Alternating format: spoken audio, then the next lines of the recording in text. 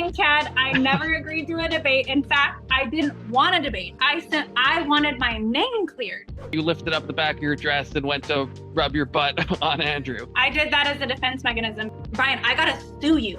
The N word, I'm like, you guys, we just said it, and I'm a white girl with ass. So you have to understand, I was raised on this street by the black people. If your mom sent you female-centric, would that be okay then? Yes. Yes. That's she would be insane. That's no, because crazy. listen, she has me, and my dad literally shows up at the hospital and starts telling her, when he sees I'm a girl, I'm gonna raise your daughter to be a I've never talked about this stuff publicly.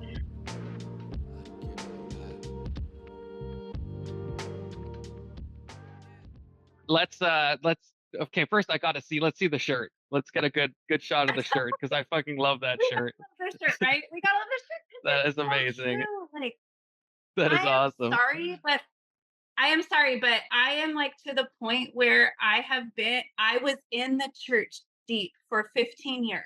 15 years. And I'm not talking like, it was so annoying how Andrew was trying to pick out which denomination, because even if I said, I finally conceded and was like, okay, it was Southern Baptist technically were the churches that I would like attend. But I was doing missionary work and going to serve the homeless people on Skid Row and working with all different denominations. Why don't you introduce yourself? Okay. Just for people that don't, I'm sure anyone watching this probably knows Desiree Noel. I mean, your reputation precedes you, but for those who don't, Desiree Noel. And you know what? I've had to think long and hard about who do I want to be? Because obviously it's not working for me to try to say that I'm like a professional. It's not working for me to say that I'm a therapist, because people are like, but you're too emotional. You're too this, you're too that. You couldn't possibly be a healer. You couldn't possibly have any sort of like affiliation with Christianity. You couldn't possibly be supporting Trump. You couldn't possibly, whatever the fuck, be a good mother with that. There's no way. And so I'm thinking to myself, okay, so what is some sort of title or way to explain myself that would create a permission field for me to be all these seemingly opposing concepts in one person, so did you settle on something? I thought to myself, the best describer of me is like, I'm basically the dream mom of all the freaking like stoners and freaks. You're the mom to those people then? Is that what you're saying? Yeah. You want to be like the role model, the MILF that's going to save them all? Yes. Well, okay. No, I am, imagine all the confusion and how much lack of experience you have in that faith. Like, you're coming up with theories, you're coming up with fantasies. I want this to be true.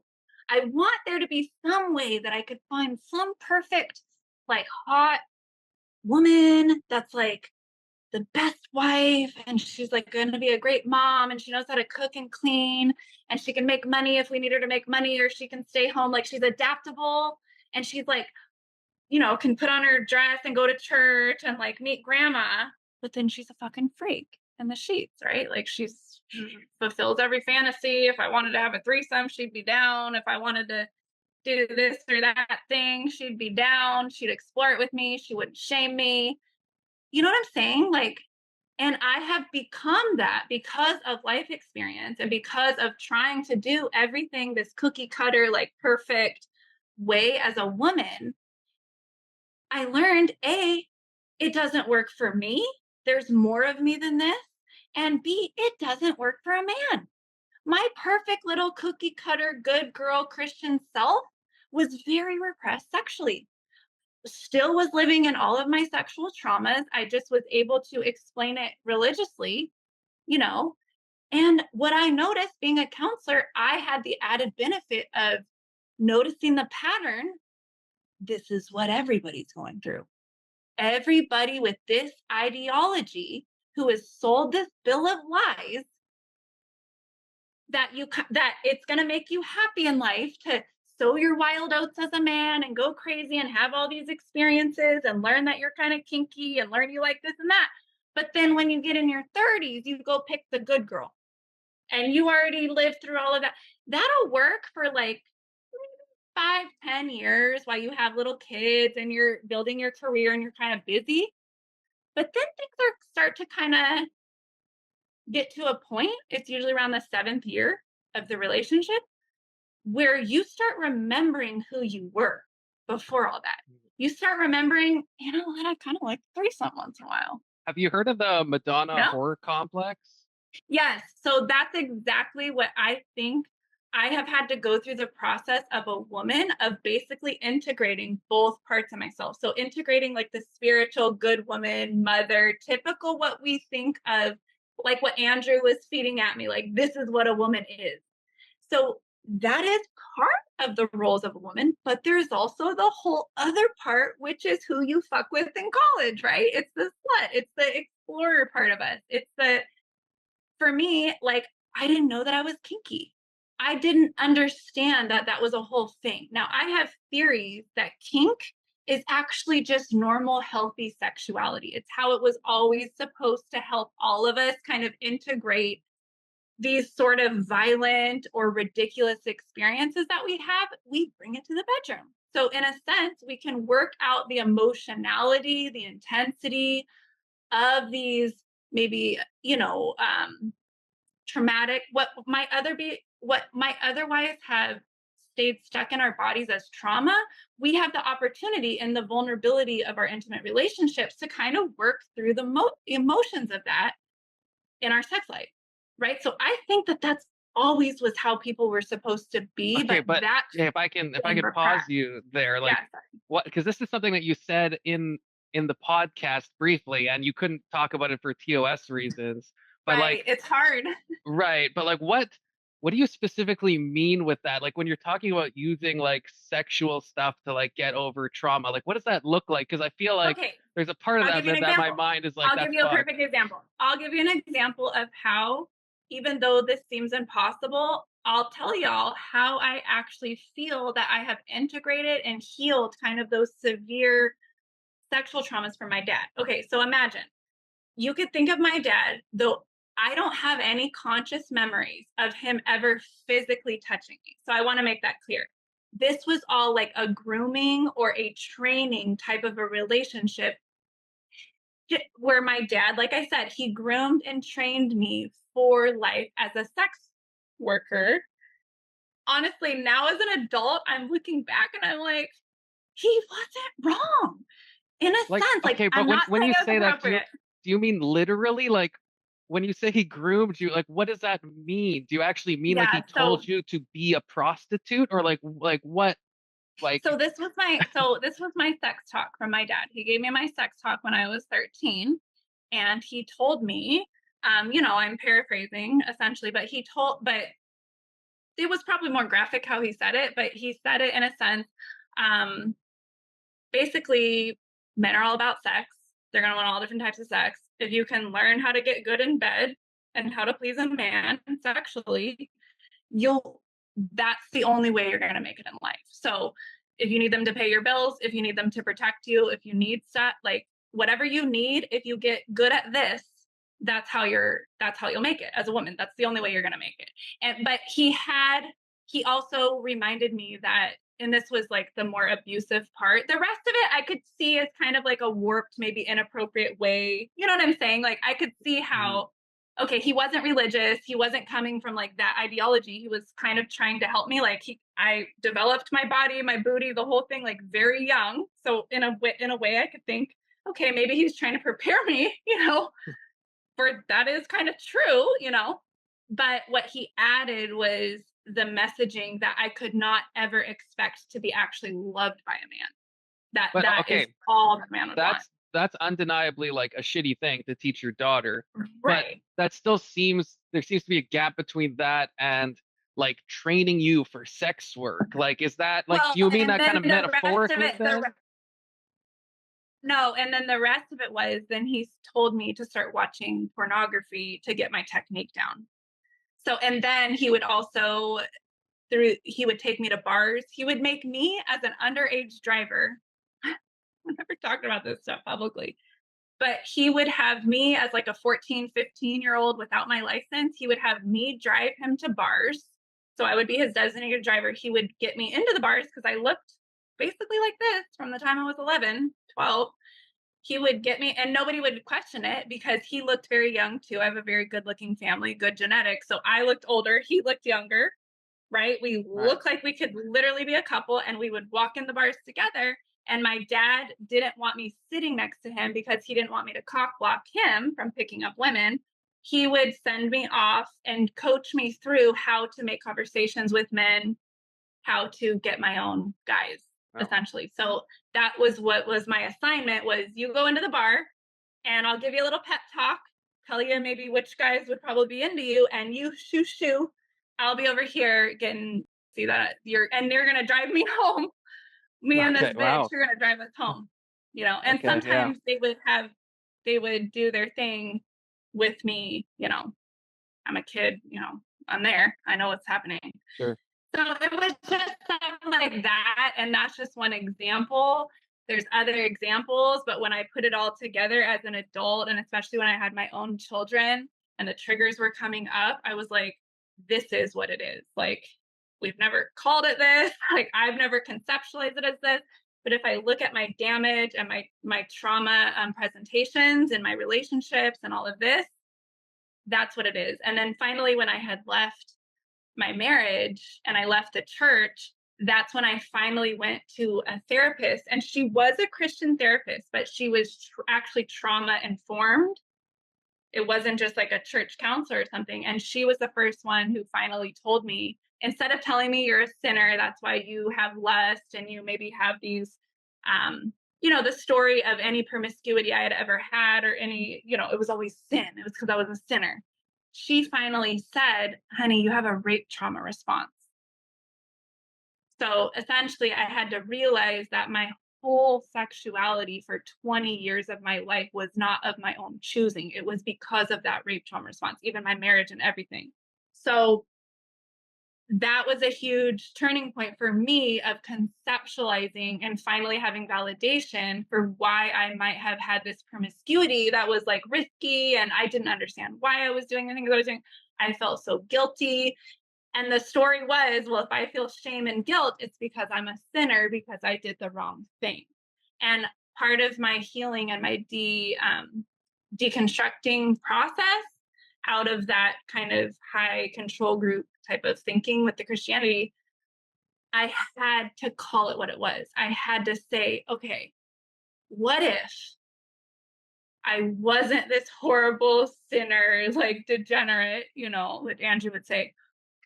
What if I've been really fucking abused and really fucking traumatized? And I have been doing the best that I can given the cards that I was dealt. And I found a way to like get into a marriage, and at least I'm with one guy who's, you know, abusing me, but at least it's just one guy, you know. And that's kind of how I found a safety net. And for a long time, I lasted in that relationship like almost 10 years. So we dated for a couple, we didn't even date. It was a weird situation because of my daddy issues. So it was more just, it was me just being like this groupie. I was just kind of like, he was in a band and he was like this typical like loser guy, you know, but he had some outside of the box thinking. And so I was attracted to that. Okay, so how does this connect? How does this connect to then? Because you said this kind of informed what happened on the whatever podcast. So like, and you mentioned it there. You said that your trauma responses were coming out, and so like, so walk me through what happened, because obviously that's how I found out about you. I saw you initially when you had that, where you're baited into the epistle question on the previous episode about epistemology. Was the only one that was the only episode of your, well, you did the commentary on the green dress interview or whatever debate. That was my second appearance. Yeah, so the first really time I saw you was before. And that was when Andrew asked you if you knew what epistemology was, and you said it was the study of epistles, and then he like laughed at you and everything. Which by the way, I just watched him the other night. He literally gave that same definition of epistemology, the study of the epistles. He said it out of his own fucking mouth. Yeah, and I was like, but he said it as a joke, though. He said it as a joke. No, he didn't. He just used this in a debate like 2 episodes ago. I don't think he was joking. It wasn't clear to me as an autistic person. Yeah, it wasn't clear to me. Because Andrew's like a debate bro, so he's like all into the philosophy stuff. So I think he was just doing a callback. At least that's what I think. It wasn't an episode I was in. It was like just literally like 2 episodes ago. Anyway, I digress. These 2 major things happened, like major traumas happened to me within a 2-week period of time in April. Then, like 2 weeks later, a friend says, "Oh, get on this whatever podcast. You need promo for your OnlyFans and your books and stuff. Like they take like any girls." I had never seen this podcast before. I literally my friend had Did never you watch really it before you went on, or did you go on? Oh, man, that's a nightmare. No. And if you watch the first show, he's calling me out on not answering any of the questionnaire and just basically being like bitchy, saying, because my thought was, I wrote this book. I'm like a dating and relationship coach. Just have me on or don't have me on. Like, I don't have time to answer. I'm not answering all these little questions like I'm a dater out here, like I'm a kid. I'm answering this from like an older woman perspective. There's of some like mismatched right expectations, I guess, on both ways. Exactly. So my thought was, they're just not even going to have me on. If it's that big of a deal, they just wouldn't even have me on their show. But they still did. So I'm thinking, okay, well, they respect me. They probably read my book. Honestly, what I thought I was going to be by myself. I had no idea it was a panel thing. Okay, wow. No idea. You're like blindsided. Totally blindsided. And you have to imagine, I'm coming on social media. You can build your own little niche of people who vibe with you, and that's your little community. You're not popping off onto all these other platforms where people hate you and are like living from freaking Christian ideology 2,000 years ago, where we're all virgins until we get married. I mean, honestly, it was such a major trigger for me, because imagine my whole history, which they had no idea. They just looked, she's an OnlyFans model and she's bringing in this religious symbolism.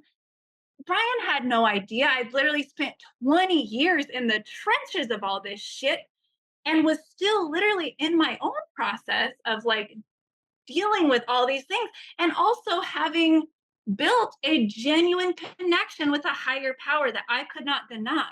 So, and I was also starting to come back to the reality that as a woman, a single woman, maybe it is better if I go back to conceptualizing my higher power as like a husband or a dad type energy. I was ready to start doing that again.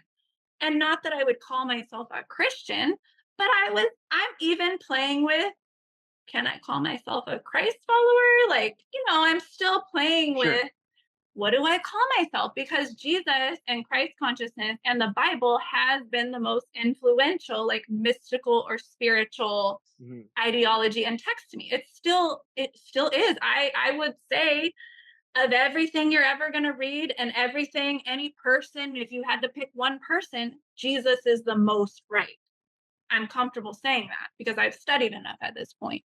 I just think it's gotten so convoluted. We are so far away from the original message and understanding Jesus was a like me person in that time. He was a provocateur. He was going up against the religious ideologies of the time.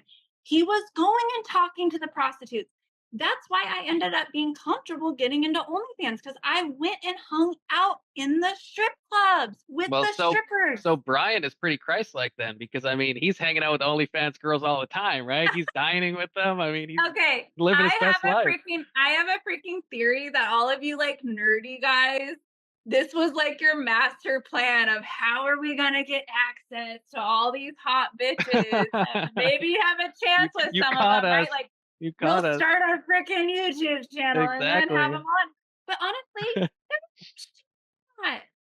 Because think about it. Like, I have this like crush now on Brian because I really look up to the platform he's built, especially me now knowing how hard it is to build a following, build a platform, monetize these hobbies and stuff that we have, try to balance between the algorithms and what you have to do to actually make money versus like not selling your soul and doing stuff that's like, it's been the same grind for me with the OnlyFans thing, and people don't understand that we're not like waiting around. I don't know. Freaking think. I'm like, you guys, it's no different than any content creator, YouTuber. You got to take some time in your life to make some I mean, videos or it's some a bit pictures, different though, right? It's at least a bit different, surely. I will say this, it's not as different as people would think. It's really not. It's primarily promotion, okay? Much Yeah. more than strategies, much more than the content. I only have a few basic like videos, and then a lot of it is just me doing silly things that it's literally no different than like if I was dating you and I was sending you like sexy stuff throughout the day, like to make your day happy, like all of these things, strip teasy things, whatever. Like imagine if we were having a distance relationship.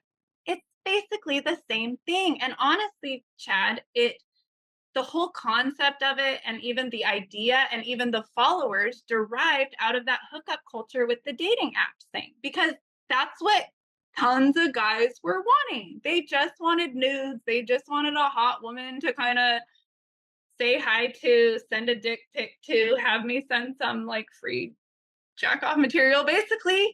And I got exhausted with that because that was like over and over and over again. And I'm every guy, of course, I'm doing the girl thing of like, oh, maybe date or, and no, he just wants nudes and he's gonna jack off.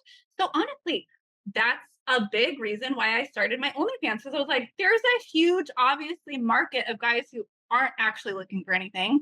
They just want to feel like they have some sort of a personal connection with a girl that's, more than like a Pornhub type of a situation, a traditional porn thing, but they're not in it to win it. They're just playing with this whole situation. Do you So think I that's just marketed. is that a healthy niche to fulfill though? Like even the way you describe it now, people that they don't really want a connection, they just want like some slightly more Okay, connection than Pornhub, as you said. Is that a healthy okay. Here's need to my fill? here is why I believe that it is healthy the way I'm doing it. Because think about it, Chad. Every guy, if he's really hustling, let's say let's say he's in his 20s, kind of late teens to 20s phase of life, where he's hustling, he's trying to build a career, he's trying to go to school, he's bodybuilding, he's, all of these things. He's not ready to get married or anything. He's busy. And it is true. Men still have those traditional expectations of like paying for dates and putting all this energy into women. And a lot of the women are waiting longer and longer to get married too. So they're not ready to like necessarily settle down in the 30s. So they're doing these games too and going on free dates and just living their best life. Well, it gets expensive, it gets time consuming. And so yet these guys still want some sort of connection to a feminine. They still want some sex, some selfies and some titty shots and you know what I'm saying? And so, and I feel like I am holding a spot that somebody's always going to have to fulfill. So why not it be me? Yeah, but Who isn't that has the same argument that like drug dealers use? Like you can use that for any argument, right? Arms dealers, drug dealers, hitmen. If someone yeah, else doesn't do it, yeah. but do you And think I'll that tell you this. tracks? Do you think I'll that tell you, follows? yes, I do, because I believe it does nobody any good to bypass a whole stage of humaning. Meaning, a lot of people are so fucked up emotionally, sexually, spiritually, they're not even ready to have a healthy relationship. All they can fucking do is have some sort of make believe little connection with another human to start exploring these different ideas of intimacy, ideas of different kinks they might be interested in, ideas of communicating back and forth with women. I'm telling you, a lot of people I are guess so fucking stunted. I worry that like I see what you're saying, but I worry that that type of connection will have an opposite impact. Like it, like I No, don't think not the these way that I do relationships it, because are healthy. I'm very realistic with the guys. So for example, I don't do any type of fantasy content. So I don't act, in other words. So if they're asking for customs and they want me to say their name or pretend like I'm making it for them, I don't do that. I'm like, no, I will show you what I'm authentically comfortable doing. I'm just letting the world, I'm letting all the voyeurs into my life. This is my actual life.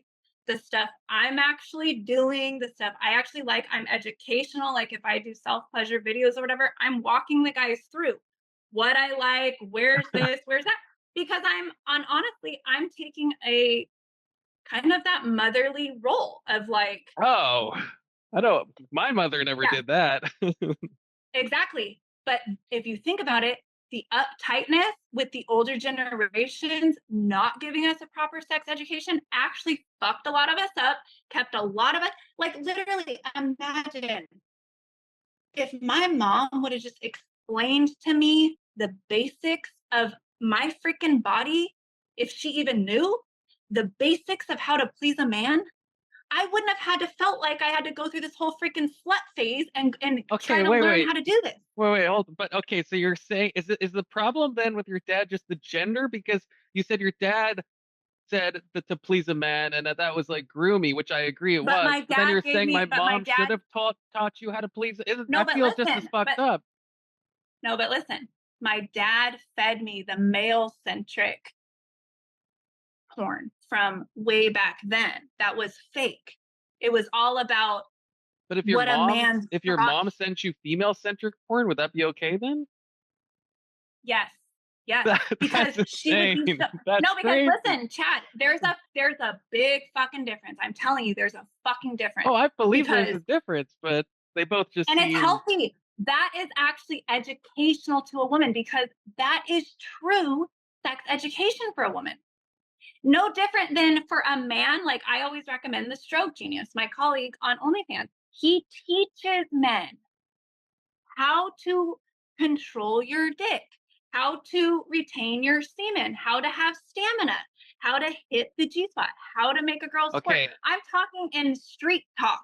I get. I This just is wanna. how I it want. works. I don't. I almost don't want to ask this question, but when you're talking about this education, do you mean people over 18 being educated in this way, or do you mean people under 18 being educated in this way?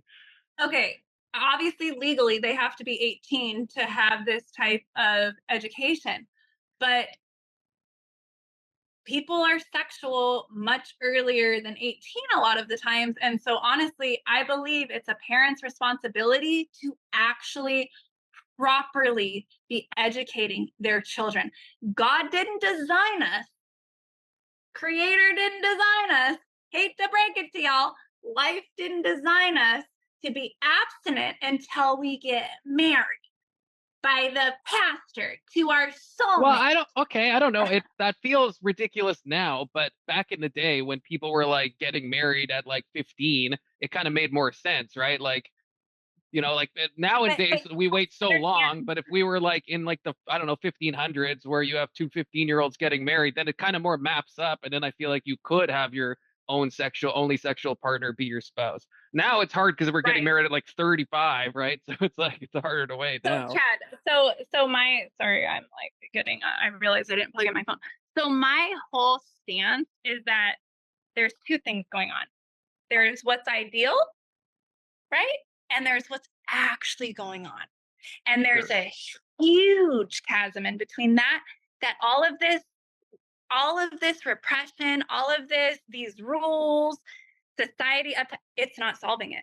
It's not solving it. In fact, it's making it worse. It's making more girls get abortions. It's making the STD issue worse. It's making the date rapey stuff worse. It's making the pornography addictions worse. It's literally doing the opposite of what it's supposed to be doing. Okay. It really statistically is. And I can say from like a lay person in the churches, in the communities, I've always been that bitch that people come to and tell me all the shit.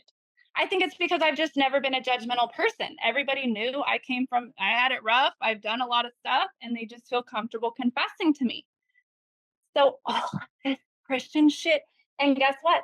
The sexual repression of the women is causing all the guys to end up cheating or not being sexually satisfied, having all these different addictions and stuff in their marriages because they don't have a sexual match with all these stunted women.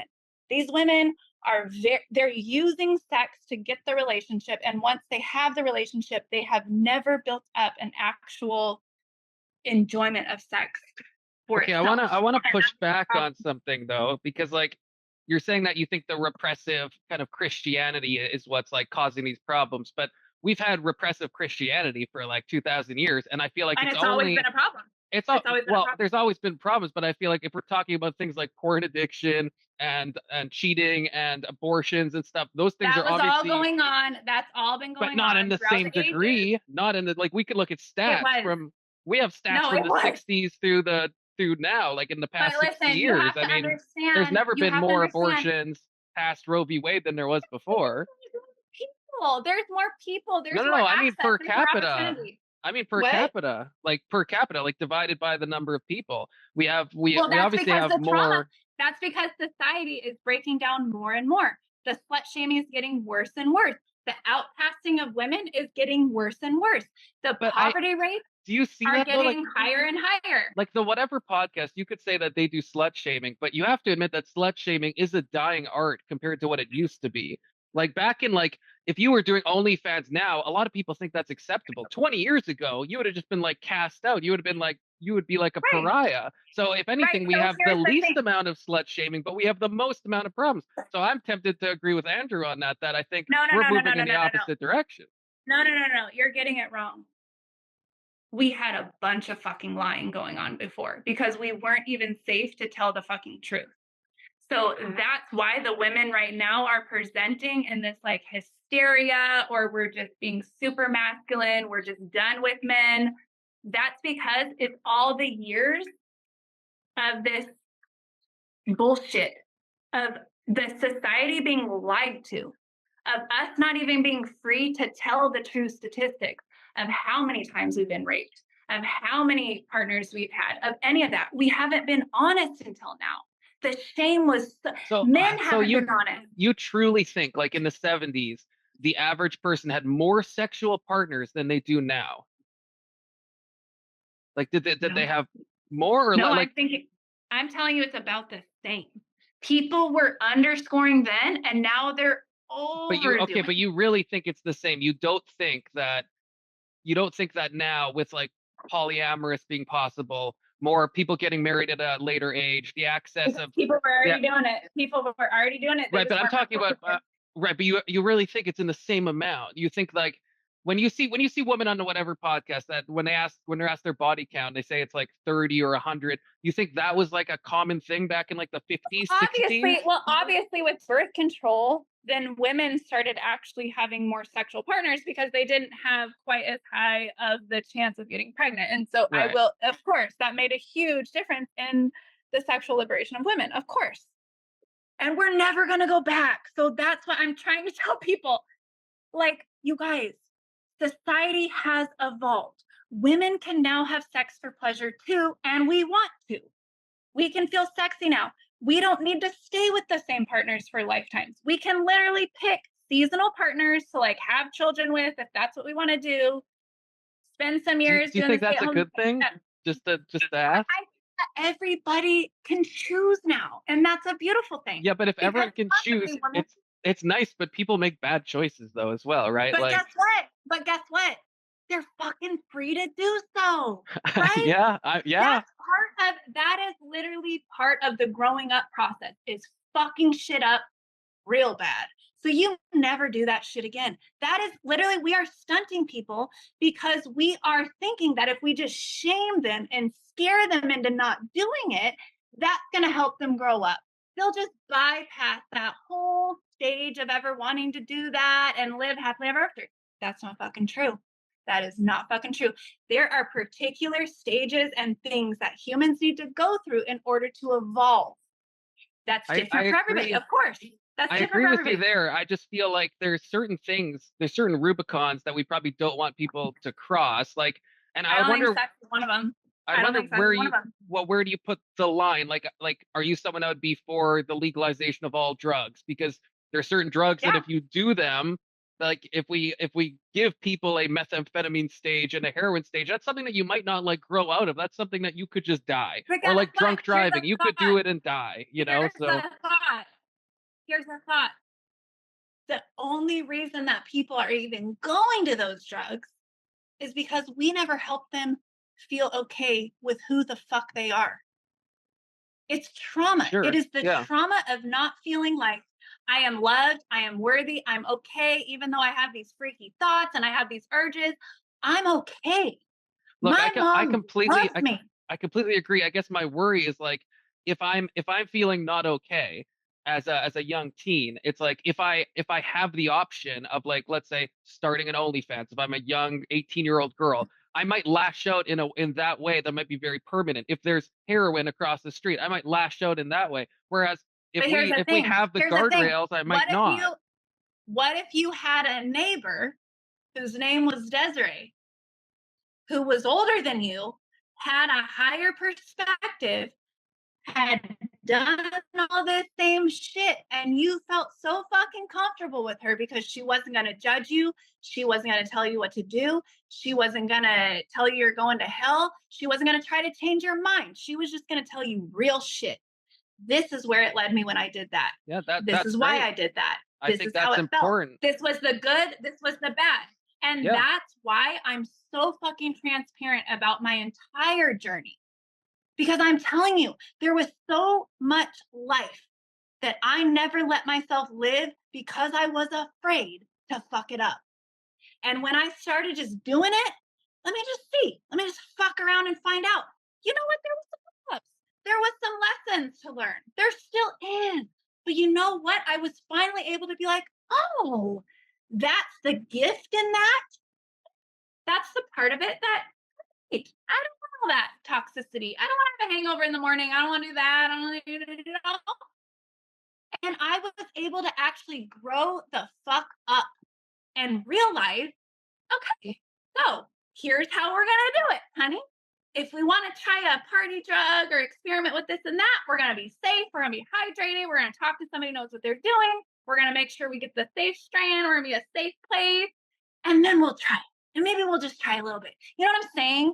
So I could walk myself through being able to have these like grown up kind of exciting experiences with kink, with different partners or different situations, but I could do it as a fucking adult in a healthy way. And guess what? The more I kind of checked things off my personal bucket list, the more it kind of just cleared itself up. Like, I've been there, done that. Don't need to do that anymore, you know? But one thing you said is that you noted, and I agree, that there's a big difference between the idealized and the actual. And I guess in an idealized sense, it would be great if everybody did stuff in the way you're describing, that if they're going to do a party drug, they're going to do it in a safe place and take into account set and setting. But we don't live in a perfect world, and people aren't going to necessarily do these things. So if people are doing casual hookups, they might not necessarily do it safe and keep themselves safe. Let me ask you something. Do you think that it could get any fucking worse than it is right now? Honestly, it's fucking bad. It's real bad. The kids are killing themselves. I'm a pessimist, Desiree. It could get way worse. The kids are trying to kill the president. But here's the thing. You have to understand that it's universal law that we go through these constant cycles. I think you and I texted about this. There's these constant cycles in the universe of chaos and destruction and reorder, death and rebirth, death and rebirth. Okay, so right now, I really believe we are at this point in human evolution where a lot of these people are going to die off. They're going to overdose. Jesus. They're going to take too many pharmaceuticals. They're going to freaking do this. They really are. Saying that's, are you like saying that's just natural selection, or like what are we saying with that? Like, is that a good thing?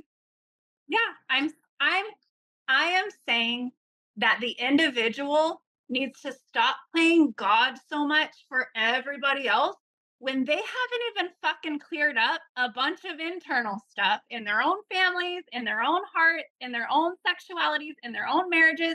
Like, mind your fucking business, people, until you have done the work yourself. And I know people can judge me and say that I'm not even there yet. But here's the thing. I'm not trying to pop out and be a leader as somebody who's arrived and had all the answers. Sure. I'm simply a little farther along than literally what I see the youth. When I wrote my books, for the 20-year-old, not for the freaking 50-year-old who was more wise than me. I didn't want to write the book. My friend who approached me and was urging me to write the book, my argument was, I haven't figured out money yet. I'm still like working through this relationship stuff and my attachment traumas and all of this. And he was like, Desiree, but you have lived through some pretty horrific shit and you're doing all right. And you know a lot more now than you did then. So just write it to your younger fucking self.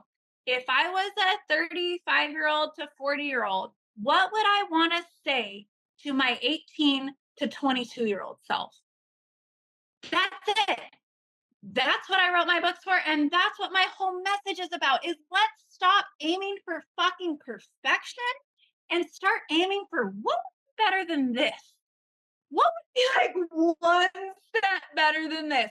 Okay, one step better than traditional, just ridiculous addiction feeding porn might be real women who could use the money showing real bodies, what women really like, not pretending like that's their boyfriend or some shit, but just like, if there's going to be voyeurs, and maybe I have a little bit of a exhibitionist thing about me, maybe I'll put them there. Honestly, a little bit better. And then from there, when society comes a little bit better, then we do it again. Okay, what would be a little better? Well, a little better than this would be, what are guys getting in their own healthy relationships and having their own sex lives, Do you see the ideal then? Do we at least agree that the ideal is not having any type of porn or OnlyFans, and you just see it from a harm reduction point of view? Besides, I will say this. My only caveat is I do believe that even when we bring society up to an ideal, that there is still a place for true pleasure-centered sexual education. I will never back down on that, because I do believe that sometimes, and in many other cultures that don't have all this sexual repression, literally the children grow up watching their family members and stuff have sex. They don't live in houses with multiple rooms and locks on the doors. They all live in like, it's normal. And the kids are not traumatized. Okay. That is not what creates trauma, which is what I'm trying to get across to American culture. So much of what is traumatizing us is our shame and reaction to those things and what we're dumping on the youth. It's not actually necessary. Okay, I want to ask you, can I ask you a question from your book? I have it here. I'll put the link in the description. My God, did you order my book? Bad Bitch Handbook. I didn't get the hardcover. I'm not made of money, Desiree. So that's okay. just soft cover. But $11. $11. Yeah, and I bought the PDF too, because I left the book at home before. So thank you, Chad. I get to leave you 2 reviews. But so I took a lot of notes in this book. One bad, balance it out. Yeah, exactly. I was thinking 1 star and a 5 star. Okay, so I'll take it. You start the beginning, and this book has some unhinged moments in it. Okay, Desiree. There's also stuff I like, but it has some crazy moments. Raw, and honestly, Chad, I wrote it for women under the impression that women would read the raw. I can't become a bad bitch, Desiree. I want to be a bad bitch too. You can. Okay, it's for me. Honestly, a lot of what I'm noticing is a lot of guys like it because women are so guarded. They don't often get to hear the full inner world experience of a woman. So that is the feedback that I've gotten from guys. They like that. Okay, go ahead. Yeah. Okay, so right off the bat, and this is like kind of littered with lines like this. We we have daydream with me for a moment. Let's imagine we have become the bad bitch of our wildest dreams. I'm talking real, sexy as fuck, mythical creatures that glide with wet P words. Not sure if I can say that on YouTube. And you tingly, can. Brian says all the time. Okay, what? And tingling nipples through life, doing and being whatever the hell our hearts desire. And this is kind of, there's a lot of like obviously sexual lines in this book. And you mentioned later on that like sexuality, actually I have another thing here that ties into this. Yeah, you said, I had learned from Steve that I loved being naked and I wanted to show the world just one messy, sexy, real life example of what it takes to heal, transform, and manifest consciously. So I guess my question is, why? Is this just like a gender thing? Because like for me, obviously I have like sexual impulses like everybody else, but I don't feel the need to like make those impulses. I don't see the need to like see myself as a sexy Giga Chad with a raging erection all the time. Like, you know what I mean? Like, I feel like I don't need to have that identity. No, it's nothing to do with gender. It's nothing to do with gender. It's your own personal sexual or relationship orientation. Everybody's different. There are a lot of guys who want to be sexy and out there and like a sex symbol in the culture. There's a lot of guys like that. Right. But I guess I'm curious why you see it. Okay. So you just think it's like that you are just unique. I'm an exhibitionist. Right. I'm an exhibitionist. No, it's not unique. There's many, many people who are exhibitionists. It's just my bet. Right. I guess that's just my take. I guess what I'm trying to, maybe I'm not explaining it right, but I guess I see like, I don't see when I think of like things that are at the core of my identity, I think of a lot of things, but my like sexual proclivities aren't like high on that list. I'm a very just my sexuality is the most important thing to me. Really? So when I think the most, yeah, it That's really wild. is. Okay.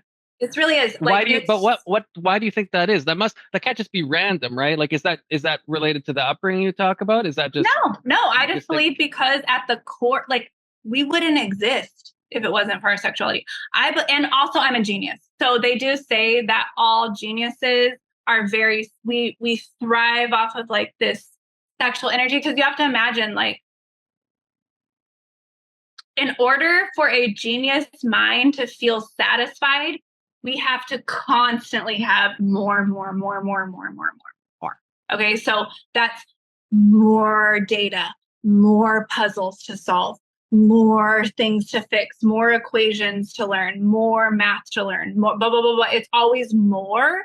And then imagine I am a healthy, in my sexual prime human right now. I'm not saying that this sex might not always be as important as it is to me right now, but right now it's basically like my mind needs certain food to feel fully nourished and satisfied, and my body needs certain food to feel nourished and satisfied. And you could think of me as like I'm just an extreme human.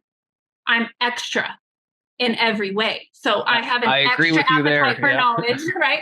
Like I have an extra appetite for knowledge. I have an extra appetite to experience and deepen into my sexual energy, my sexual nature. That's also how I heal. So that's how I do like my energy healing and stuff like that. And the healing that I have seen myself be able to do with people in the context of like a more intimate or vulnerable or sexual type of a dynamic is so powerful. Like men don't need therapy. Y'all can be healed from a woman like me who can fully open you up. And then so our hearts are electromagnets. I know that Andrew and everybody was like discrediting me, but it's literally called heart math. You can look it up. Harvard started the school of heart math and they are studying this now. Our hearts are literally measurable electromagnets that radiate out a frequency. Okay. So a person like me, I now am on my frequency is authenticity. Authenticity has nothing to do with morals or anything like that. Yet science has proven that authenticity is the highest vibrational frequency, meaning if you elevate your frequency to authenticity, you are essentially now a light being. You don't have all this baggage energetically holding you back any longer. Okay, so I am, they could call it a light worker, an energy healer, and it's because I vibrate on authenticity. So people come to me, especially men, obviously in the sexual dynamic, I am heterosexual, but I have this effect on women too, if they're open to me. But essentially, I will drop your heart wall. A lot of us have heart walls. They can measure that too because of your trauma. Literally, it will block that so that your frequency will only radiate out 3 feet. A person still living in their trauma on a lower vibration, their radial frequency will only radiate out 3 feet. My frequency radiates out way more than that, which is why I'm triggering potentially to a lot of people. Right? So, but if you are strong enough and you have enough capacity to hold your authenticity, which might be full of shame, embarrassment, hard emotions, if you can bring it to me and sit in it with me, my frequency will drop your wall, my conversation will drop your wall, and my heart close to your heart will literally switch your frequency. All right. Now it's up to the person when they walk out of my presence, they will experience an energetic shift right then. I've seen this many times, and I'm starting to do it with my children. I have different techniques now that are non-sexual. So now maybe I can heal people without it. Yeah. But in a sense, it's still the intimacy, right? So people they always think of sex. What makes me so sad is how we think of sex and we go negative. Sex is a communication between people. It's an intimacy. It's a nakedness. It's a vulnerability. And what does make me sad is how all of this culture and pornography and the hookup culture and stuff has cheapened it so much. Even if me showing my body, showing my sexuality to the masses, that to me, that's still sacred because my sexuality is sacred. I'm just letting other people in on it because I believe it's so sacred. I want to get us back to a more healthy way of what it looks like. It looks like not the same as all this pornography and shit that we've seen. It looks like genuine connection, intimacy, reading somebody's body, right? Getting vulnerable, crying, squirting, getting messy, just primal, it's getting hard surrendered. for me to see I'm trying to get what you mean, but it's hard for me to see a big difference. You have that programming. It's just, I guess, if I subscribe to your OnlyFans and then I subscribe to some other girl's OnlyFans, are you telling me one feels seeing her squirt is going to be entirely different from seeing you squirt? I feel like the guy is just jacking off, right? I can't speak to that. And every man coming to me or to the other models, they're bringing their own ideas of sex. They're bringing their own intentions to it. So I can't control that, of course.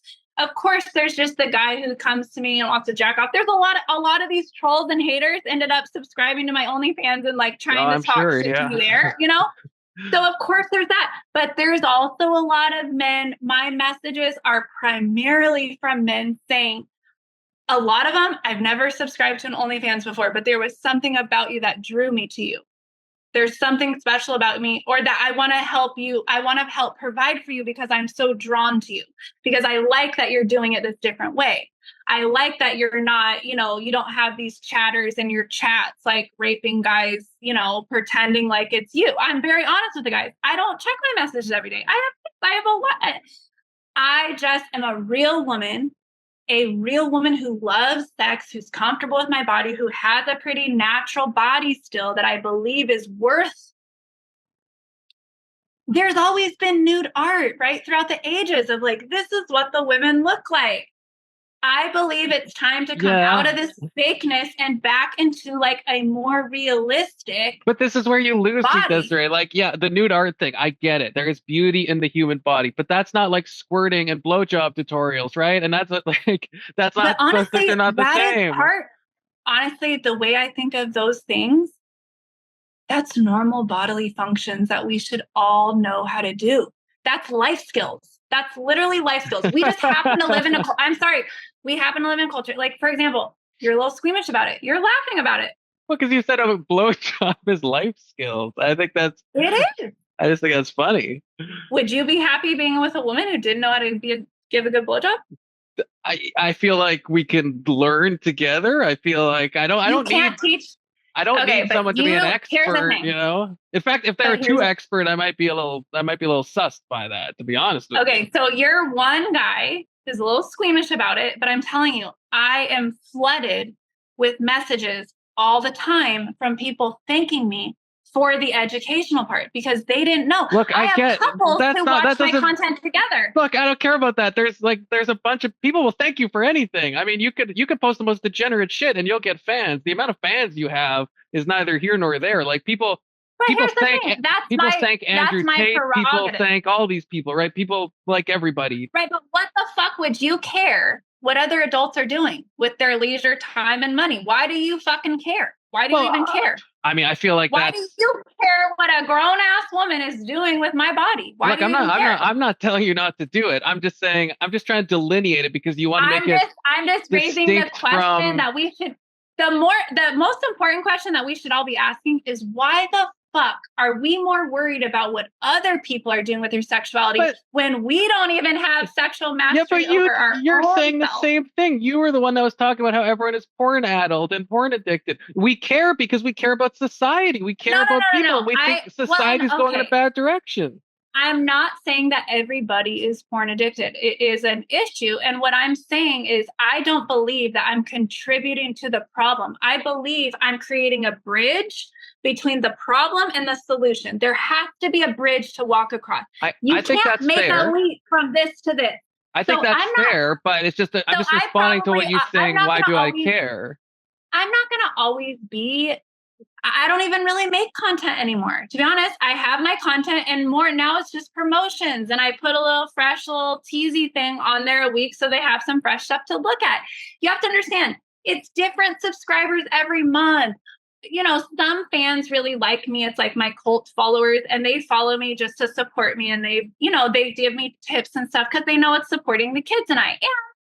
If they're gonna like participate in the porn industry or jack off material, whatever you want to call it, they would rather know that they're supporting like a person that they really do genuinely care for and, the whole thing. So in that sense, I'm just being a bridge. It's a season of my life that it made sense for me to do. Now, yes, I will admit that, especially having to go through counseling and everything I've been doing for the domestic abuse recovery stuff, I have started thinking, okay, if I didn't have that like programming from my dad, would I have ever even been comfortable doing something like this? And the answer is, I honestly don't know. I don't know. I have no idea. All I can go by is, this is the cards that I was dealt. This is the cards that I was dealt. These are kind of the desires and, if you will, the kinks that I might have around my sexuality. And I, as a grown woman now, am trying to take all these things and make some sort of a cohesive life for myself that is, A, feels good to me, and B, is somehow contributing to society. Now, of course, there's going to be tons of conservative people that are just going to demonize the whole thing. But there's also going to be at least a percentage of people that are going to get it. They're going to be like, listen, porn is going to be here for, or pornographic material, whatever you want to call it, erotic art is here to stay. We're not going to get rid of the naked female body somehow being displayed in public. A lot of us would say, who good? We gotta get over this mortification of I feel like you keep doing this conflation, though. Like the nudity, not once am I even speaking against the nudity. I feel like there's, and I feel like that's a safe thing to go back to. It's like, oh, we're not going to get rid of nudity and women's bodies and stuff. But then we get into like the kink BDSM. That's not the same anymore. That's not the nudity is just like, that is just something that's a part of you. The kink and the BDSM, the kink and the BDSM, I truly believe every human is kinky. They have some sort of kink about them, whether they sexualize it or not. A lot of this online bullying, the sadism of wanting to shame somebody, that's kink. That is a sadist wanting to inflict pain on a masochist. I would say that's a negative kink, though. I mean, wouldn't you agree? Okay, I would only say it's negative when they're doing it non-consensually. For example, I never asked for all the sadists to come out and abuse me. I never asked for that, yet they're doing it without getting my consent. That's the problem. The problem is not in the kink. And what I'm trying to tell people is, look, own it in yourself. You're a fucking sadist. Now go into a kink community, find a fucking masochist, and ask for consent. And leave me the fuck alone, because I'm not wanting this. I agree that would be better, but it's weird. It's interesting to me that your mind goes in that direction. Because like for me, if I see someone that has like, if I found sadistic tendencies in myself, I wouldn't sign up for some BDSM thing and want to whip some girl. Well, I would be like, I would want to get rid of those sadistic tendencies. I would want to look inside. Well, you don't think we can get rid of any like negative like human attributes that you have? We think we're just destined to stay stuck in our sin? I'm saying this. There are parts of yourself that make you a full human.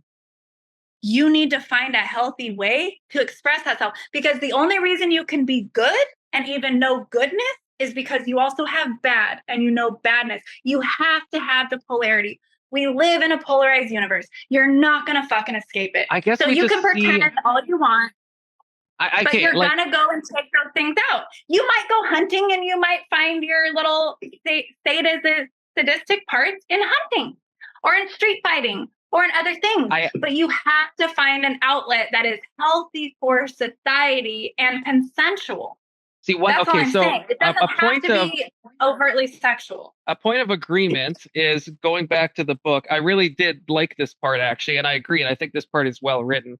You say in the beginning that this is related to what you're saying now. You must be willing to dive into the pit of your own hell, look your demons in their glaring eyes, give them names, and make them your pets. You must get comfortable with the pain of allowing old versions of yourself to die and be reborn something greater over and over again.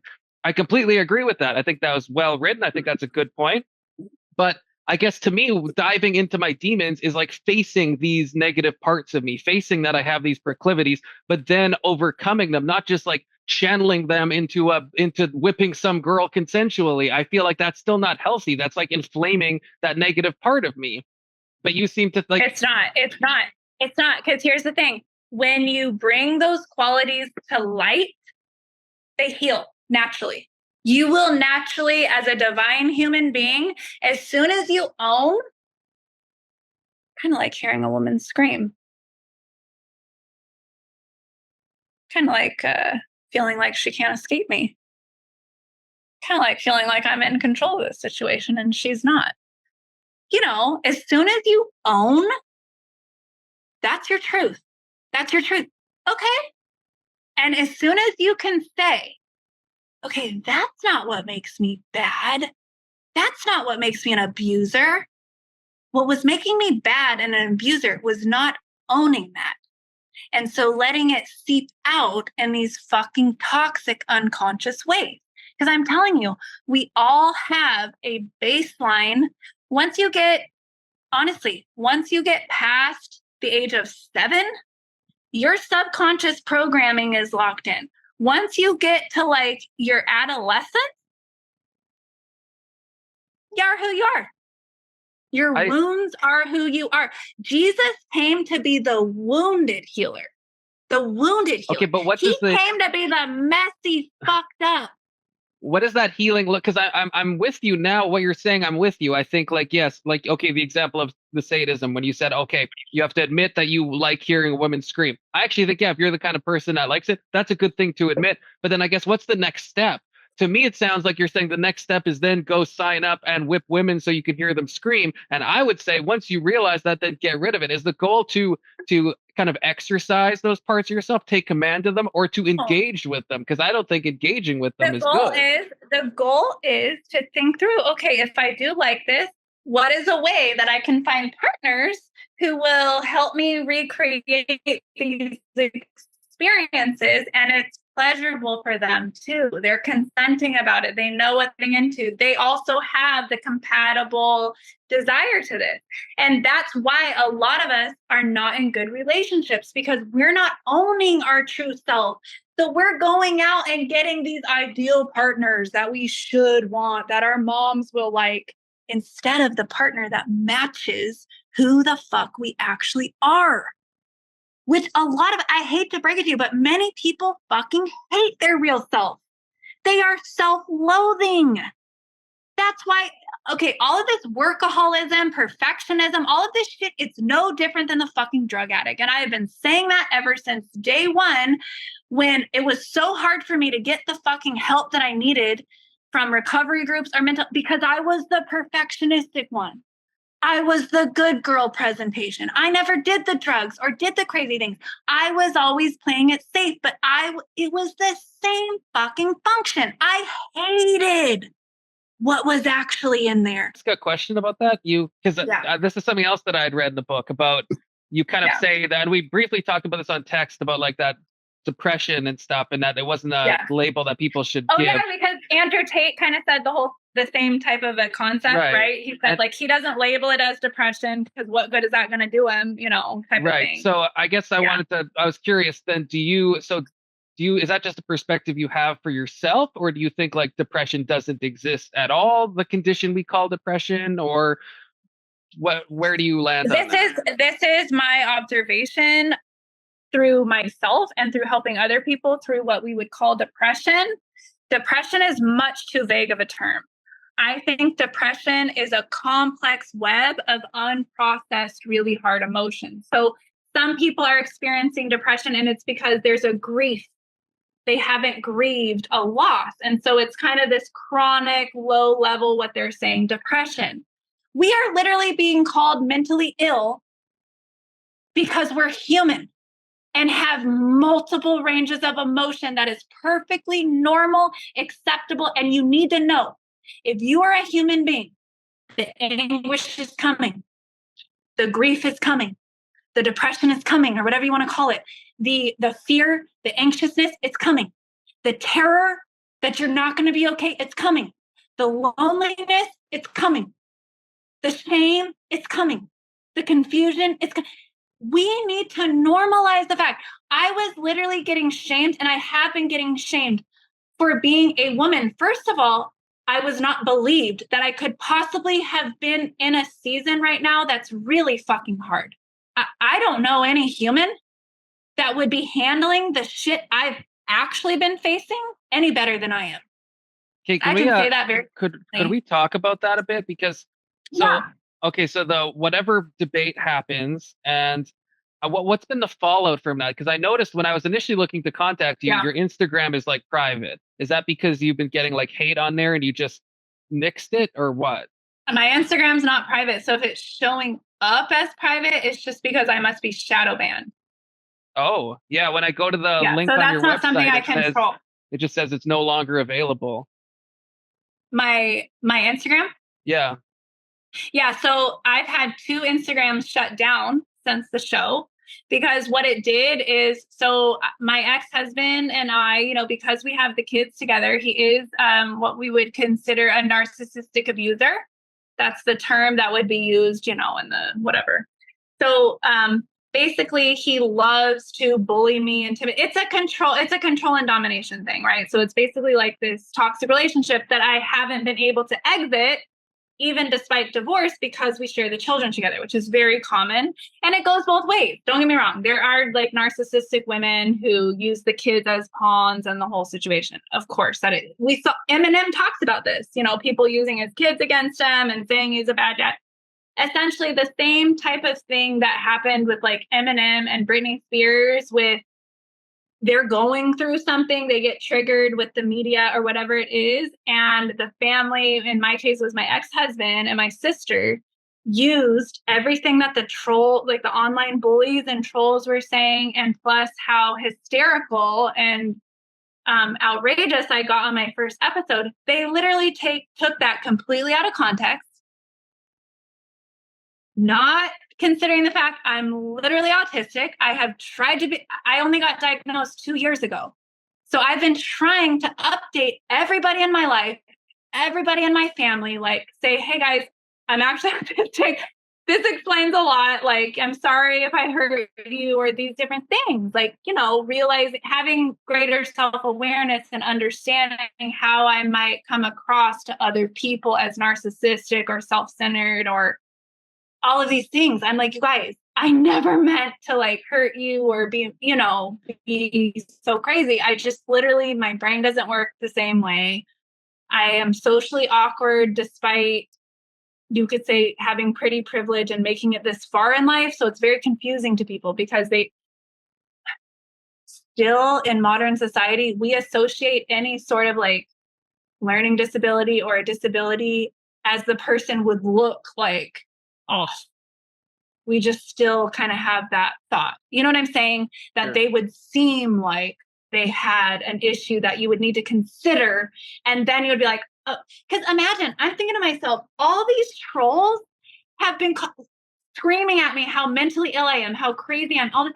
I'm thinking to myself, nobody goes to like the Down syndrome person and is like, you're crazy. You're monotone. You're clearly a psychopath. And I'm thinking to myself, what?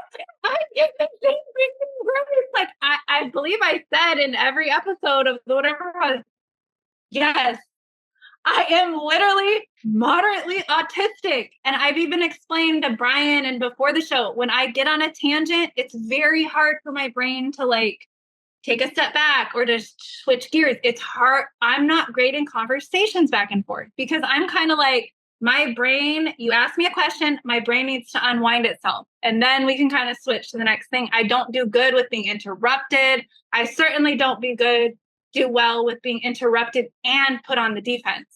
Because the autism means basically my nervous system is extremely sensitive. What I think people might say though to this is like, obviously a lot of people can have autism and then not kind of do what you ended up doing on the podcast. So like I'm not saying that you're using it as an excuse, but at what point is it like are you saying you acted this way, like with the whole when you lifted up the back of your dress and went to rub your butt on Andrew? It's like, are you saying you did that because of autism, or like what led? I did that as a defense mechanism. I did that as a defense mechanism because you have to understand, I did not want to do that episode.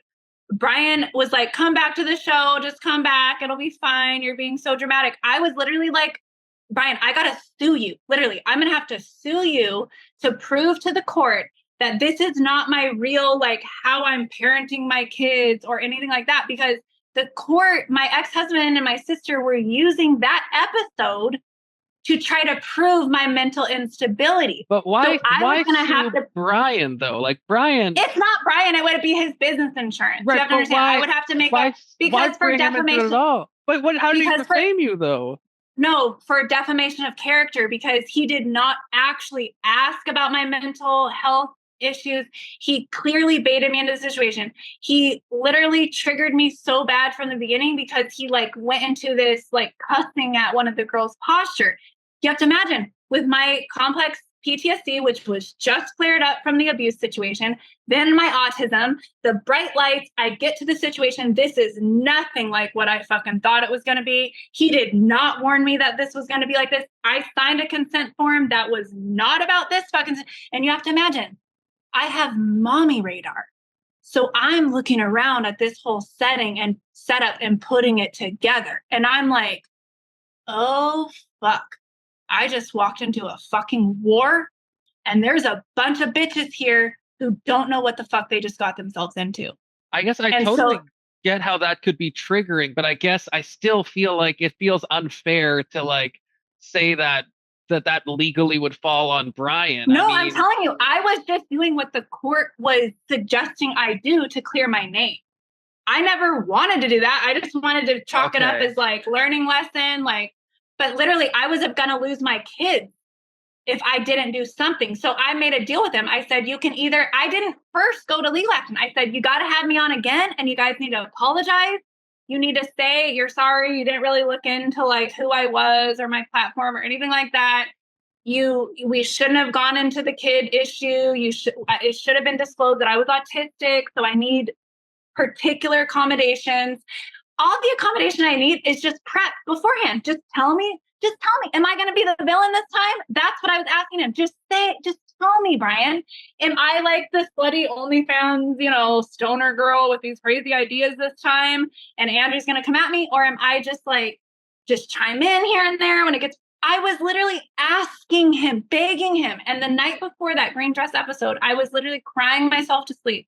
And I was texting him. I was like, I don't think I can do this. Like, it just doesn't feel safe. You haven't disclosed to me. You haven't given me your word that you're going to apologize or anything. And so I just don't see how this is going to be healthy for me or my family to get into. He, again, it'll be fine. Yeah, we'll have a good time. Like, I didn't know I was going to a debate, Chad. I never agreed to a debate. So did you want, because I'm a bit confused. You said you didn't want to come on and Brian wanted you to come on, but then with the legal stuff you asked to come on to like clear the air. So like, well, I was giving him two options. I said, we can either together like file this claim against your business insurance for defamation of character. I'm not trying to get your money. I'm literally just trying to go through the motions of the paperwork. We could pick like the smallest amount that would show that it was serious, just to show to like my ex-husband in the court, this was just like a basically out of context misunderstanding that was like blown way out of proportion. This isn't actually something that's like affecting my kids or anything like that. So I said, we can do it that way, or you can have me back on, just have me back on like 1-2 more times, and basically we'll bury all this stuff about the kids. And I even said, it's fine, attack the other parts of me. That's fine. We just need to get rid of this I'm a horrible mother and all this stuff that is causing me literal like hell, and my children, getting bullied because my ex-husband works for a law firm. So just so everybody knows, he's like a grunt at a law firm, and he keeps this job not because it's beneficial to him financially, but because anything I show any bit of vulnerability, he can have some legal aid to just go and use the legal system to send the fucking cops over to pull me into court to make me look crazy, knowing I'm autistic. So I don't do great in my entire life. I was not helped by the police. I was brought back by the police to abusers every single time. So he used this situation to harm you in the custody hearing. Now, we can delete this question if you that I'm about to ask if it's too much. But someone had left a comment on my video saying that somebody showed the footage and it was used at your custody hearing and you lost custody of your kids. But that obviously is not the case. Well, okay, so here's the real truth. It wasn't footage. It was just, he had the lawyer, like his lawyer who was going to come with him. He had him watch just like an hour's worth of probably like the most incriminating section. He had the lawyer watch that. Doesn't tell the lawyer any of the rest of it, anything. Totally takes that out of context. And then, of course, plays the, was man to man code, this crazy woman, blah, blah. So, and mind you, that the reason he used to drag me into court was because he had been for the past 3 years, without my consent, against my explicit wishes and directions, he was sending my kids off to that toxic family that I'm estranged from. So what was the result of this case then? Is it still ongoing, or did you? So what the judge ordered, because my ex there was no grounds for a CPS, like state funded investigation, no grounds for it. Because what happened was I let them know this podcast was going viral, and my spidey mom sense was like, something's fucking going on. I just knew it. And so trying to think how it actually went. Oh, I knew that my particular family member was going to be like having this big baby shower that like my mom and all these people were invited. And I was like, this guy's telling me that he cut off, the ties to my family and everything. I had a spidey sense. They're planning on going to that freaking thing. I had the kids over there for like 3 weeks, 4 weeks, because I was trying, I asked him if he could keep the kids while I was trying to get myself together after this domestic violence situation, right? I was like, oh my God, I actually, had a guy in our life that could physically be dangerous to us. I got to make sure like I'm pressing charges and doing all these things, right? So I thought, the kids are out of school. It makes more sense. They can just stay with dad for a few weeks while I get this stuff taken care of, right? Mm. So the mediator and everybody thought like that was the right thing to do. That made sense. But then I caught wind that he's lying to me. He's planning on taking the kids again against my will to this event where not just that one family member is probably going to be here, but I'm hearing aunts, people conspiring. Oh, let's get the kids to her dad to see. Because my dad hasn't even met like my daughters, right? I've been estranged for like almost 9 years from my dad. So, and I don't know if I'm being lied to, how do I know what the fuck is actually going on? I'm hearing from cousins that my ex-husband talked to my dad and they're all planning to take me to court. So my mom wheels are like, oh, fuck no. This is the time I'm going to battle for this. I don't give a fuck. So I withheld the kids. His custody arrangement was every weekend. Well, I picked them up. I think it was like a Tuesday or Wednesday. I was like, I'm going to come get the kids. Like, we're going to blah, blah. I played it cool, whatever, got them back. And then as a therapist, I know what grooming looks like, right? And they're my kids. So I could tell they've been told to lie to me, to not say that they were going to go to this baby shower, all of this stuff. Okay, that's grooming. That's not good. And then my daughter's like breaking down. She like, because I had sent my book over to their dad because I wanted him to know, full disclosure, this is all the social media stuff. Just so you know, like if people come at you, if they're trying to ask questions, I just want to let you know, sorry, like we're not together anymore. This is my work in the world. This is my calling. I believe if you've read the book, I was pretty flattering to the guy. Like I felt like I did the best I could to like not be blaming him more than me or anything, and to have like the perspective of like sick people marry sick people. Like, I was better. Didn't you say he was a pedophile at one point?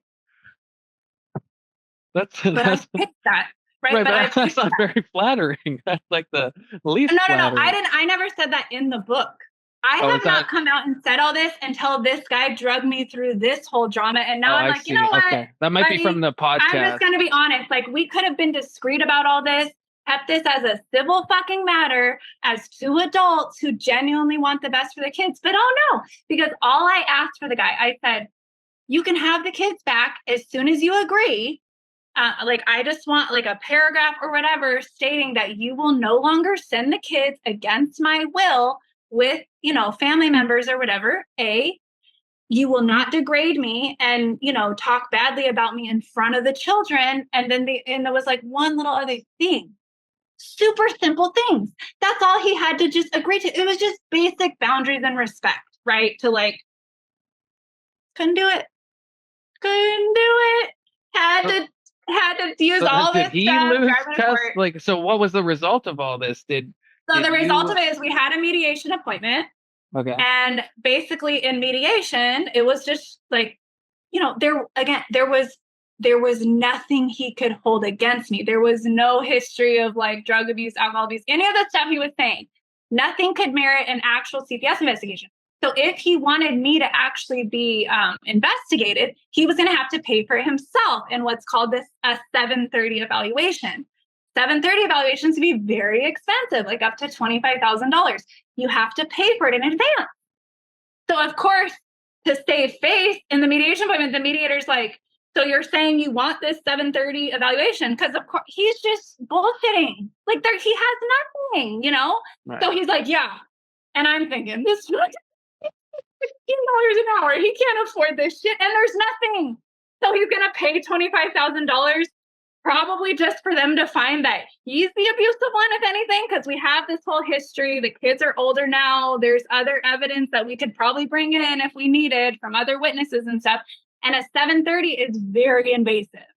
A lot of the stuff that was going on over there was then coming home to me. And I could see, like, as a therapist, but also as the mother of my children, I could see the damage that was starting to be done just with like the super religious ideologies, the body shame. My daughter's afraid to like start her period over there because it's like just this weird stuff going on. And again, that's not even any reason to keep the kids from the man. It's just like, okay, it's time. Let's reevaluate this whole situation. Maybe we were supposed to do parenting classes together too, which I was like, great. That's fine. Like, And also I was recognizing, okay, I am autistic. So I probably do need to go over like what is appropriate as far as sharing online about my personal life pertaining to kids.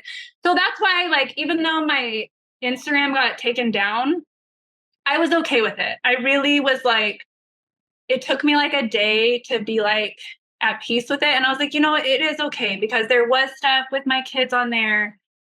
I started that Instagram when I was just like a single mom trying to heal. It didn't start out with me doing OnlyFans or any of this stuff, but I'm like, okay, that's fine.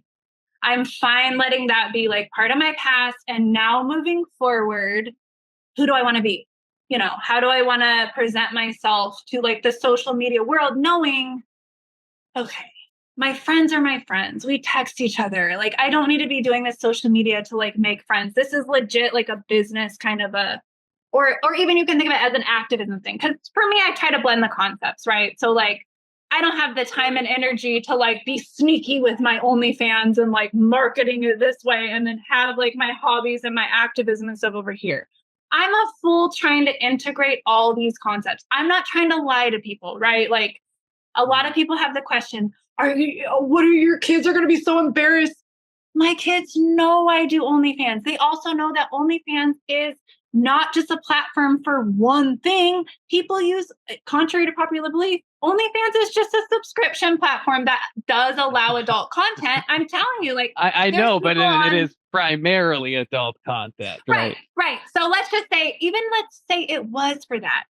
My kids are not being raised in this same culture that everybody else is with the shame around it. Like, and it's not, and don't get me wrong, it's not like I know how to age appropriately kind of explain things. So for example, when my girls were younger, before they were ready to know any of this, like they just thought I was like the booty girl of Instagram, which also the older generations need to understand. This is the social media culture. Twerking and these TikToks and dancing things, it's in even just modeling like the fitness wear and all the stuff that girls do. It's kind of normal in their culture. So, you know what I'm saying? Like, it's not the same type of taboo. They're kind of a lot more desensitized. And I don't necessarily think that's a bad thing. I think it should be kind of normalized that girls dance and we like to wear cute outfits and we, do our, honestly, it's a feminine energy, I feel, very natural thing that men are like very uncomfortable with because it is alluring, right? It is like, oh, I want in on that party. Okay, wait. So just to put a bow on the previous conversation, so then is the custody situation over, or are you guys like 50-50 or? Okay, so the judge said that he never changed the custody order. He said, okay, we'll do this whole evaluation and then we'll have another court date in 3 months and we'll like reevaluate from there. If you're done with the investigation, then we might make a determination of like switch custody or something like that. Okay. But I get nothing. I get nothing about the 7:30 list that I'm supposed to check. I all of a sudden get an email that has our original custody order with stuff crossed out in pencil and saying he now has full custody. So he has full custody, but yet somehow I have these 3 weekends of visitation. It's written in writing and there's a stamp, but there's no signature from the judge, nothing like that. I'm putting this together that this guy already told me many times for the past few years that we falsified our kids' shot documents. He did it like I hate to say it, but weren't okay with doing all that with our kids, yet we needed, we wanted to send them back to school. And so we did what we did and he was happy to do it. And we had all the ways to do it. So I'm thinking this is fucking fishy. You either have full custody or you don't. Like, it's not you have full custody, but the mom gets the kids 3 weeks. I'm either fit as a parent or I'm not. You know what I'm thinking? Was it actually a fraudulent document? Was it not from a judge? I didn't follow it. I'll tell you that. And I have not gotten in any trouble. I even let the police come in the house, question the children, the whole thing. Okay, yeah, I want to ask you wanted to stay about that. On our text, you said that since the podcast, the cops have been to see you 7 times. So what? Why are they all? Are these all like wellness checks or like what's going on? Okay, so a couple of them were from the abuse situation with the first ex. So get this is really rich. The one who physically assaulted me, he didn't like that I was telling everybody that he beat me. So he actually filed for a restraining order against me. So a few of the calls were cops coming out to like serve me this restraining order from the guy that beat you. It's too much. It's too much. I was even like, so I never answered the door because I follow more of natural law rather than constitutional law. So you could conceptualize it. I don't want people to take this to the extreme because I still pay taxes, my car registration, that whole thing.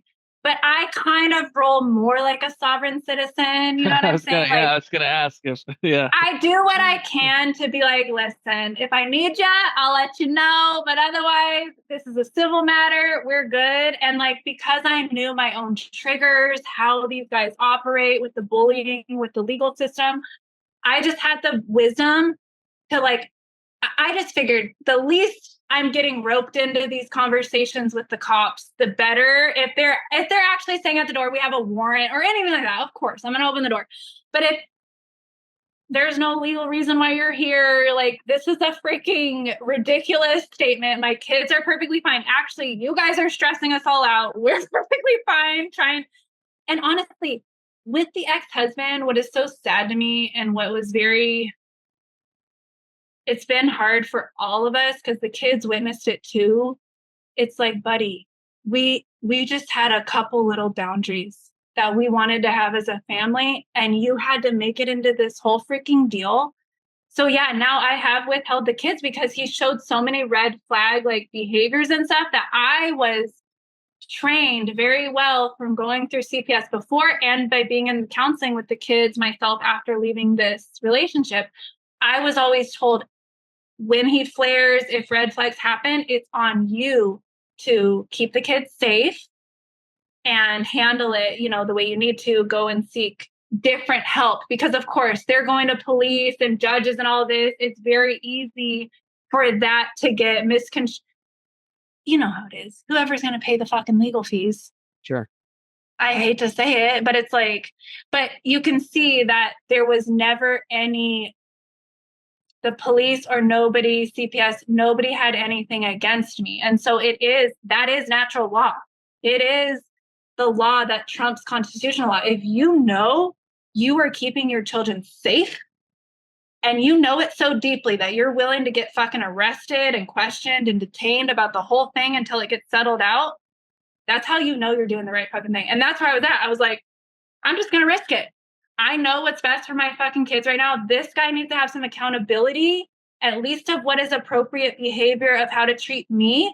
Sorry, buddy, you can hate me all you want. You can wish me dead, the whole situation. Keep it to your fucking self when the kids aren't at your house. Honestly, I was thankful that he would take them on time, his times every weekend. And it's just a little bit of child support that he pays, a few $100s a month. But I was like, I've heard from women, a lot of women don't get any child support and they don't have any help from the dad. So I just always was never trying to complain about it. I was just trying to use the weekends I had available to like get myself a life. I had never really had a career or anything. I was like, I got to find a way to make money. I can't depend on guys. I had already gotten this toxic relationship. That's why I was more willing to do like the OnlyFans thing. Cause I was like, realistically, I've never built a career yet. I'm almost 40. Like, let's face it. My education is cool, but at this point with my neurological stuff and my weird personality, like I can't be a secretary. It's like I'm a very niche kind of a person. And I had when the book came out and I didn't think this through. Well, what happened was the backlash of my family. So you have to understand, my family, my dad's side, that was the problematic ones for the most part. I had my whole social network of people who would have been my clients were associated with that family. So either extended family members of theirs, like married in people, their friends' kids, all of these people were my social network. Well, what happened is I released the book and they started slandering me terribly because they didn't want to be held account, because you have to do the logic. Like, I called out my dad and he's that's like 9 years ago and I've been parted ways, and he did all of his slandering stuff, but he didn't have as much influence over, we've been disconnected for so long that we didn't necessarily have the same social network anymore. Is your mom and your dad still together? No, they never got married. Oh, it was literally like a quick little, like, I don't even know if you want to call it a dating thing. It was like a high school hookup, like, let me tell you these lines and get you to sleep with me. It was just like that. But then when you were growing up, then like, was your mom in the house? Were you just raised by your dad, or like? So I primarily lived with my mom growing up, but what happened was, okay, so my dad was trying to talk her into getting an abortion. First of all, my dad's whole side of the family was trying to like give her money to get an abortion. She didn't want to do it. She didn't believe in it, whatever. So she has me, and my dad literally shows up at the hospital and starts telling her, when he sees I'm a girl, I'm going to raise your daughter to be a whore. Oh my God. So that literally at the house. So my mom doesn't even put the man on the birth certificate. I have no dad. I'm a bastard on my birth certificate. No dad. He really is off, you know. And don't get me wrong, I know he had childhood trauma and the whole thing, but he was telling my mom that from the beginning. So she tried to keep me from him, but the bullying, he got his sisters who were like, you know, super fucked up family trauma, like desperate to love somebody. So he gets his sisters and his mom to help him bully my mom into basically sending me over every other weekend. So it became like the spoken custody agreement that I would go over there every other weekend. Now, mind you, at this point, I was the firstborn child of the family.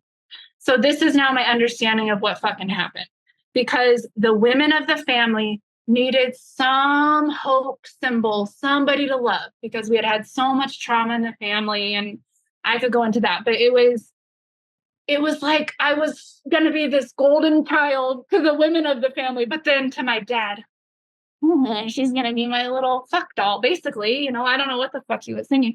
But anyway, and I think to some extent he thought of me when I was a kid as like the puppy that would get him women. Like I was like the bait, you know, if you're like the single hot guy, but you're a single dad, you're going to get more women. They're going to trust you more because you're a dad. And I was the perfect little cute girl, right? Like I was perfectly well behaved. Like I learned all the rules. That's what I'm saying is I was trained from a very young girl. You don't speak your real mind. You're not a burden. You don't talk back. You're a perfect little girl. You smile. You wear your little dress. You keep your legs closed. You know, you're just this perfect little angel. And because of all the toxicity and the trauma, I had to get hyper vigilant of everything. So sometimes I wonder, is it like autism, or is it just from the complex PTSD that comes from like, I have to be hyper vigilant. My whole nervous system, even from the time my mom's brothers were beating her while she was pregnant with me, like knocking her to the ground, beating her stomach. Like it was just like I have an extremely just systemic alcoholism, you know, violence, mental illness type presentation. And the type of mental illness that is going into like psychopathy, sociopathy, like my mom's dad was like, he killed 2 of her classmates drinking and driving when she was like 7 years old. Right. This is like crazy shit. And back then, the guy, he's white. I hate to say it, but there was white privilege always going on in my family. The men in my family have gotten away with murder, literally killed these 2 kids, did a year in jail, a year. Okay, my dad had a felony. If I can segue back, I'm curious. If you just reminded me, and I've been meaning to ask this with the white privilege stuff. Was that supposed to be the original topic of the debate, or what was supposed to be? Because as I mentioned in my video, in the green dress, remember I never agreed to a debate. I never agreed to a debate. Because like, it was even titled as debate on YouTube. Like I saw it live, and it says like whatever debate number 7, Desiree versus. So you didn't even you weren't aware of that. So that's the thing, Chad. I never agreed to a debate. In fact, I didn't want a debate. I wanted my name cleared. So you thought you were coming to clear your name, basically. Yes, for them to apologize. And again, I was still fine. I understand how it goes with the clickbait. So I was even fine. I said, I'm fine being the villain. I'm fine explaining these concepts and having you guys disagree. I'm fine with that. We just need to clear the air literally about me as a mother and how you guys didn't, just apologize. Like, okay, we're sorry. You are, you have put thought into this. You're not just like some 20-year-old going off your rocker, like not, and they throw around this narcissism and all of this. Like, it's, you guys are not fucking therapists. And that's a part that really pissed me off too, because I'm not saying I am like a professional licensed therapist, but I have respect for the field. I am actually you were diagnosing in the field, them, though I never thought you were diagnosing them as well, right? Though to be fair to them, you were saying that they were narcissistic and predators. To my defense, if anybody was going to be diagnosing anybody, I have a little more authority. Yeah, that's fair. Which was my point. I was like, listen, I'm simply asking for fairness. Like, don't be throwing all these terms out at me and degrading. Because even if you could say, like, they were letting like comments come through, and they say that they don't censor the comments, but they actually do, because if one is not appropriate, he gets rid of it. So obviously, I've noticed that, because when Destiny, I don't know if you know who Destiny is, but when he went on, he said behind the scenes that he told Brian, if you start taking comments about me getting divorced from my wife, I'm walking, and then no comments came through. So obviously they have they kind of just throw up their hands and say, well, so, hey, we can't, we're not responsible. So riddle me this, Chad. My old Instagram is conveniently deleted, so I can't go back and see the DMs, but I was essentially doing the same thing. Okay, I'll come on, even to have like surprise attacks and stuff, if there's these basic fucking boundaries of like, right. And I kept trying to communicate. I am being so triggered and so emotional, not because I give a shit that you guys are making just Desiree Noel look crazy and, slutty or whatever. I care because this is affecting my fucking children. Real human kids that have already gone through a lot of shit. So that I'm trying to protect them from that. And then I actually have worked 20 fucking years. Say what you want. I'm very passionate about a certain area of society, a certain outcast demographic of society, that y'all can talk whatever shit you want. But I am the type of bitch that no matter what you've fucking done, what you've fucking experienced, what you've seen, what your parents did, what your family did, how far you've strayed, I can set you free. I can be a safe place for you to come and re-find your fucking humanity. That's what I do.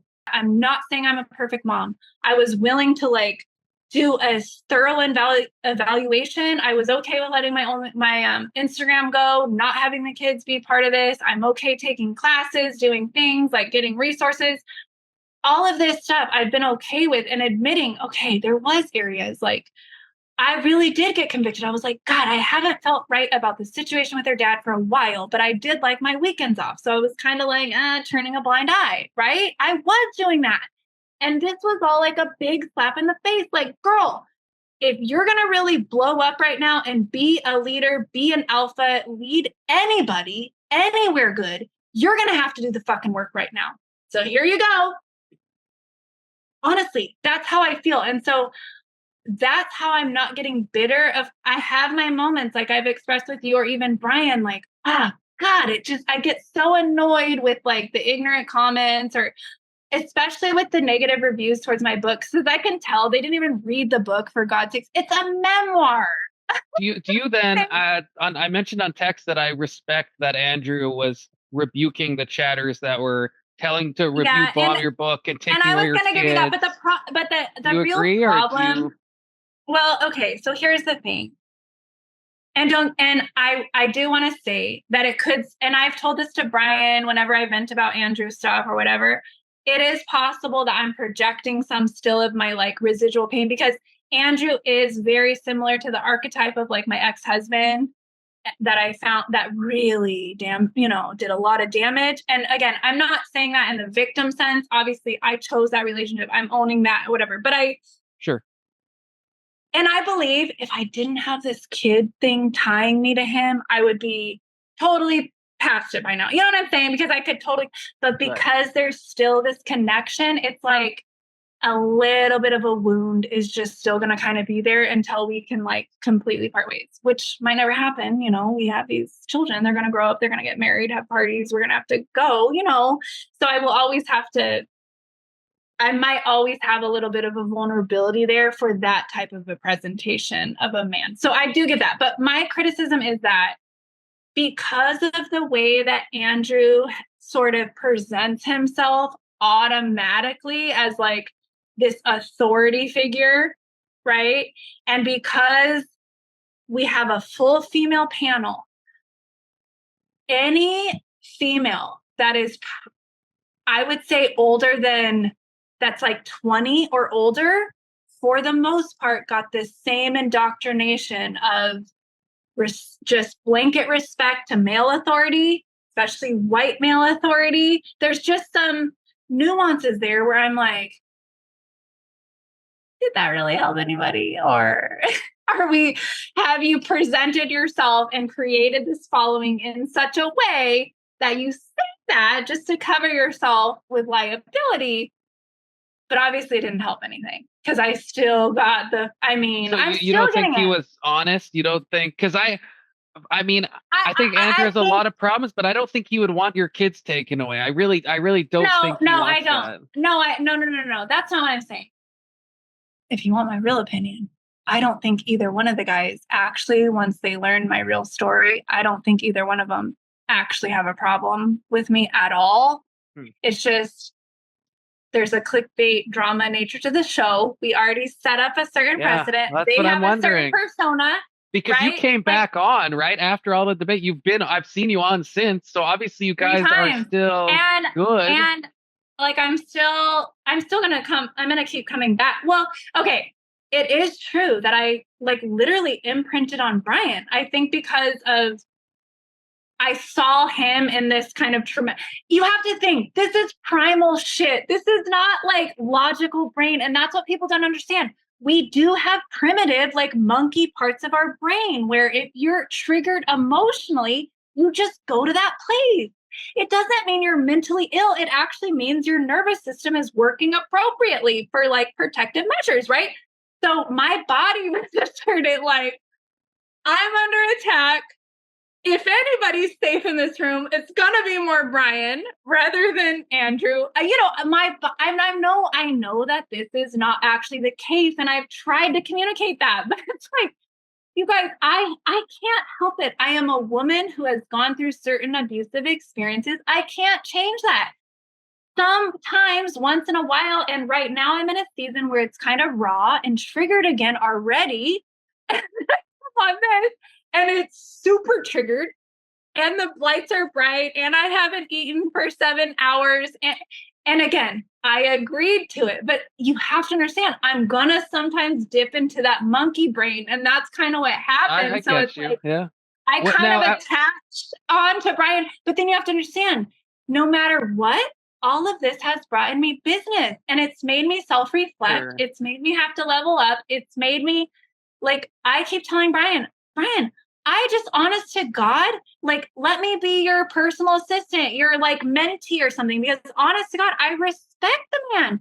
And imagine if I'm going to be this person who's going to pop out and maybe actually start being like a large scale influencer, however, whatever path I take out there in the public, I need to learn all this man's world stuff, and I need to be okay with all that. Like, it's going to happen. Like I was telling you, I need to practice with the conversation, and I need to be okay with, it's okay, baby girl. Like, this guy can slut shame you, have any opinion if you want. Your body is safe. You are safe. This is just a perceived like mental threat. Now, we can say that Andrew, in that case, and I have faith that I've dealt with that karma, dealt with those kind of family issues that would be a vulnerability for me, because everybody learned she's a fine mother. Obviously, the legal system did not take her kids. In fact, the legal system supported her to actually keep her kids until there's some more evaluation and counseling and stuff in the family, right? So I think I've dealt with that, and now I want to work on that nervous system regulation of being able to remind myself in real time, Even when I feel the triggers, I feel that because I always tell people if it's hysterical, it's historical. So if you're getting hysterical and it's like there's no actual logical like threat to your life, yet you're being triggered that way, it's just because it's touching a historical trauma that wants to come up to like be resolved. That's what it is. Okay. So that's what I want to clear up. And this is not because I really give a shit about what all these like trolls label me as, because I'm thinking to myself, again, back to the Down syndrome thing. If people really thought I was like mentally ill and so unstable and needing help and like all of these things that people have said, I really doubt that they would. And if they really believed I was so ugly, those are the ones that crack me up. The guys that are like, it would be one thing if it was like super hot guys saying this, but it's literally guys who, bless their heart, I'm like, you would literally come in your pants. I wouldn't even fucking ever talk to you. Like I'm talking no makeup, like just rolled out of bed in the grocery store in my freaking sweatpants. And if I talked to you, I guarantee you would not be. It's like, okay, that's kind of funny. I can deal with that, you know. And so what I'm doing, just for anybody who has to deal with any hate, I guess this is good advice that has worked for me, is at first when it was all coming in, I was just deleting, blocking people, all of this. Almost like disassociating from it. Like, this isn't for me. Like, none of this is for me. I just get rid of it. You know what I mean? Like that. Like, oh God, I'm going to have to like try to salvage my reputation out of this, like bury it, whatever. That's how I was kind of first thinking of it. But then at some point I was like, okay, realistically, I cannot be a public figure or a leader in any large scale. I can't be an author. I can't be anything, an artist, anything, if I cannot fucking learn to take this. So I had to almost switch it over to like my BDSM mindset of how you would integrate. Like if, for example, if like you and I chat, if we decided to like date or whatever, and you know, we get close or whatever, and you maybe start like, oh, I want to try this, or I want to try this thing. And maybe it's not something that was comfortable to me or that I ever thought about, but I care about you as my partner. I want to at least try, explore that with you, whatever. I would have to make the decision to consensually enter into allowing myself to feel uncomfortable, to let you push my edges, in other words, right? So once I switch to the frame of mind of, okay, instead of like thinking of myself as a victim, like I told you, it helped me to think of it as like, I'm just getting my own karma back. Nobody is saying anything. First of all, nobody's saying anything meaner to me that I haven't said to myself 1,000 times. That's the primary reason why it's triggering me. And also, you know, I have made these same judgments to other people, projecting my own judgment of myself. Really, I mean, that's how that works. We're always only ever projecting our own judgments of ourselves. Because if we've made peace with it, we're not noticing it in other people. That's why a lot of the women hate the rating question that the guys do. I'll just be honest with you, because especially women in this day and age, we're starting to do a really good job at not judging each other for all this stupid shit anymore. We're really not. A lot of us are not, because we have learned how futile it is. We've learned how much it only damages us. If we're going around, every woman is like her own unique flower. Not to sound cliche, but it's so stupid to try to be like, who's the prettiest? It's like, you guys are going back capitalistic, like marketing bullshit. And I've even suggested, let's switch it to sex appeal. Because to me, that is relevant, because you can have like this perfect, and I've heard this from many guys that have dated like the supermodel type beauty perfect, or the ones with the BBLs that are influencers, and they look perfect in their photos, but they're rigid, they feel fake, like they're so uptight about their makeup, you know, all this should be like a charisma rating, you know? Yes. Like how much charisma do you have? Exactly. To me, I feel like if you really think about it, it's like a lot of the girls has brought it up. It's the confidence. To me, sexy is feeling good in your own skin, right? Like if I feel good in my own skin, then of course I bop around feeling like a 10. The times I don't feel like a 10, if I really am kind of really tired, I let somebody drain me, I didn't take good care of myself, maybe I drank too much, now I'm dehydrated, I got bags under my eyes, then I would say, yeah, I'm feeling not so fresh, because there's little variables that I haven't done to take off. Or you could say, if you haven't put the sunscreen on, you haven't taken care of your skin, you start getting wrinkly, yeah, it starts to bother you because you know that there's something you could be doing better. It's just supposed to be your own little accountability kind of system of like, I'm getting kind of fat, I need to reel it in. It's not supposed to be like this self-loathing, comparing to everybody thing, because every woman, like I said, and think about it, there's a lid for every pot.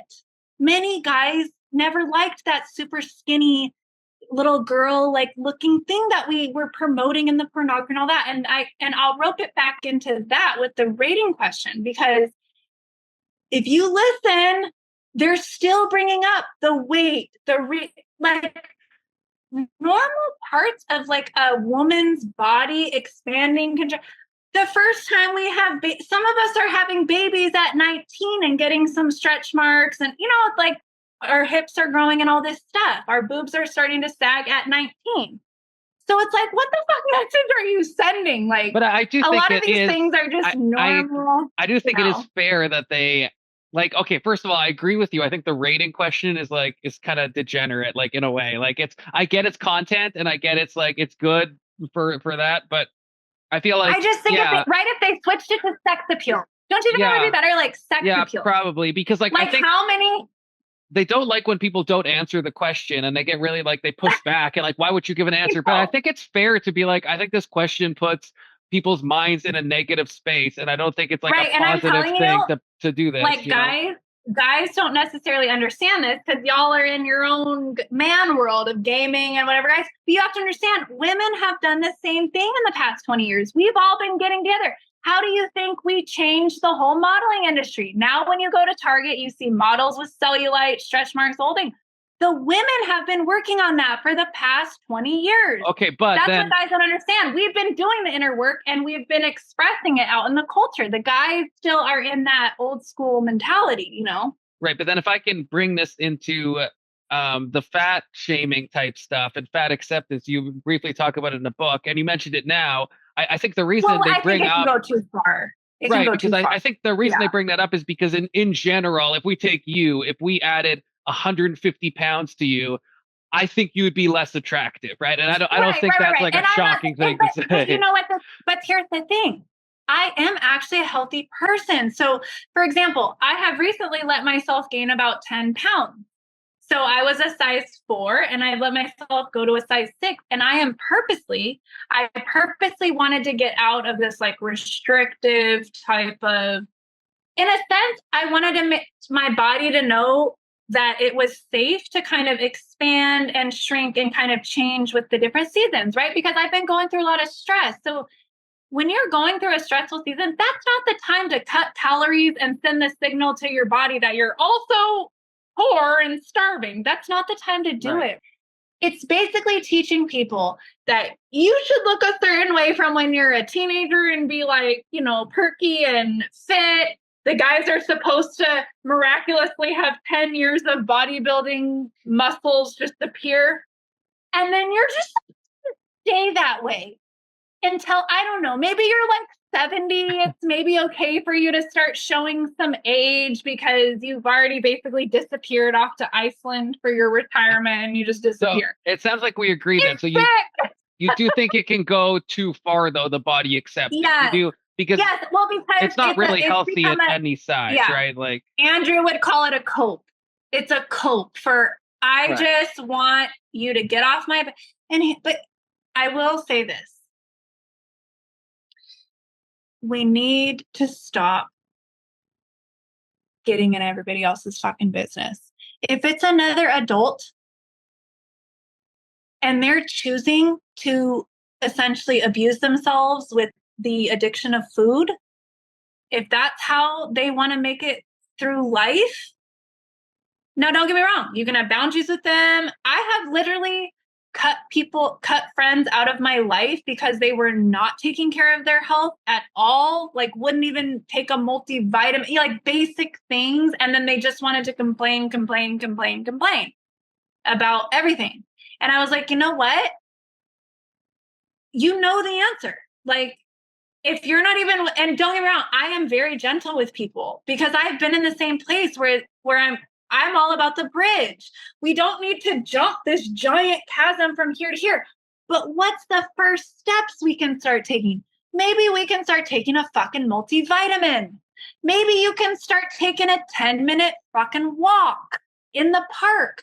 Maybe you can start going to bed a half an hour earlier or whatever the fuck. But if I have people in my life that I start throwing those things out and they are not even doing that, and they still want to, a lot of people love in the victim mindset, they love to just like bond over their suffering. If you notice, a lot of people, and I think a lot of these online communities, that's my criticism is, so you're just coming here to literally just complain about the same fucking thing over and over and over. And what you do is you literally wire your brain to only see the world from that fucking view. You will not come up with any solution. You will wallow around in it. You will literally just live the same repetitive pattern again, every year. This is what I think about. This is what I think about with what happens with people on like the whatever podcast and then on like Fresh and Fit, where I feel like they see the same amount of people. They have so many like models or OnlyFans girls on it. I think they get this false impression that like this is what middle America is like, and they think like they generalize. They just think like they all think that like Brian has an obsession with thinking that there's a legion of girls out there that are trying to get free food by going on like, and it's like that's got to be like 0.001% of people on these social media apps. I love it. I love this because I have been like as his little annoying friend in his DM. I'm like, Brian, put it together. Okay, think about it. Brian's 35, right? A man doesn't start thinking about trying to find like a wife or a long-term partner these days until he's about 30, right? You guys kind of know you're trying to figure your shit out. I mean, there's variance in that. Don't get me wrong. You get a girl pregnant, something like that, it varies. But for the most part, if you're taking the traditional path and you're a man right now, right around when COVID, when the shutdown happened, is when he would have been actually seriously probably thinking, I would really like to find this woman. Right then, the shutdown, that's when OnlyFans blew up. That's when a lot of the dating apps got flooded with the girls. I didn't find out this till later on, but it created this whole cesspool of the hookup culture, right? Because now you can do this catfishing. Now you're not meeting people at the gym, so they're not even seeing your real muscles and denying you. Now you can just show them that gym picture that you have at a certain angle. Try to make enough money, try to manipulate them enough, or for the women, the angles, and you can make yourself look skinnier, prettier, whatever. And maybe we're also fucking lonely and desperate. We'll just kind of go for it. And that's what a lot of people are doing. I mean, I ended up in a toxic, we can literally, so Chad, I've been trying to express to Brian, can we start having the conversation about the fact that we just all went through a fucking war? Relationally and emotionally, this has affected us the same way as a fucking war. Every time we go into a war, the men and the women get separated from each other, essentially. All the ones who are like the family age ones that should be finding each other, right, and having relationships and families and stuff, they get separated.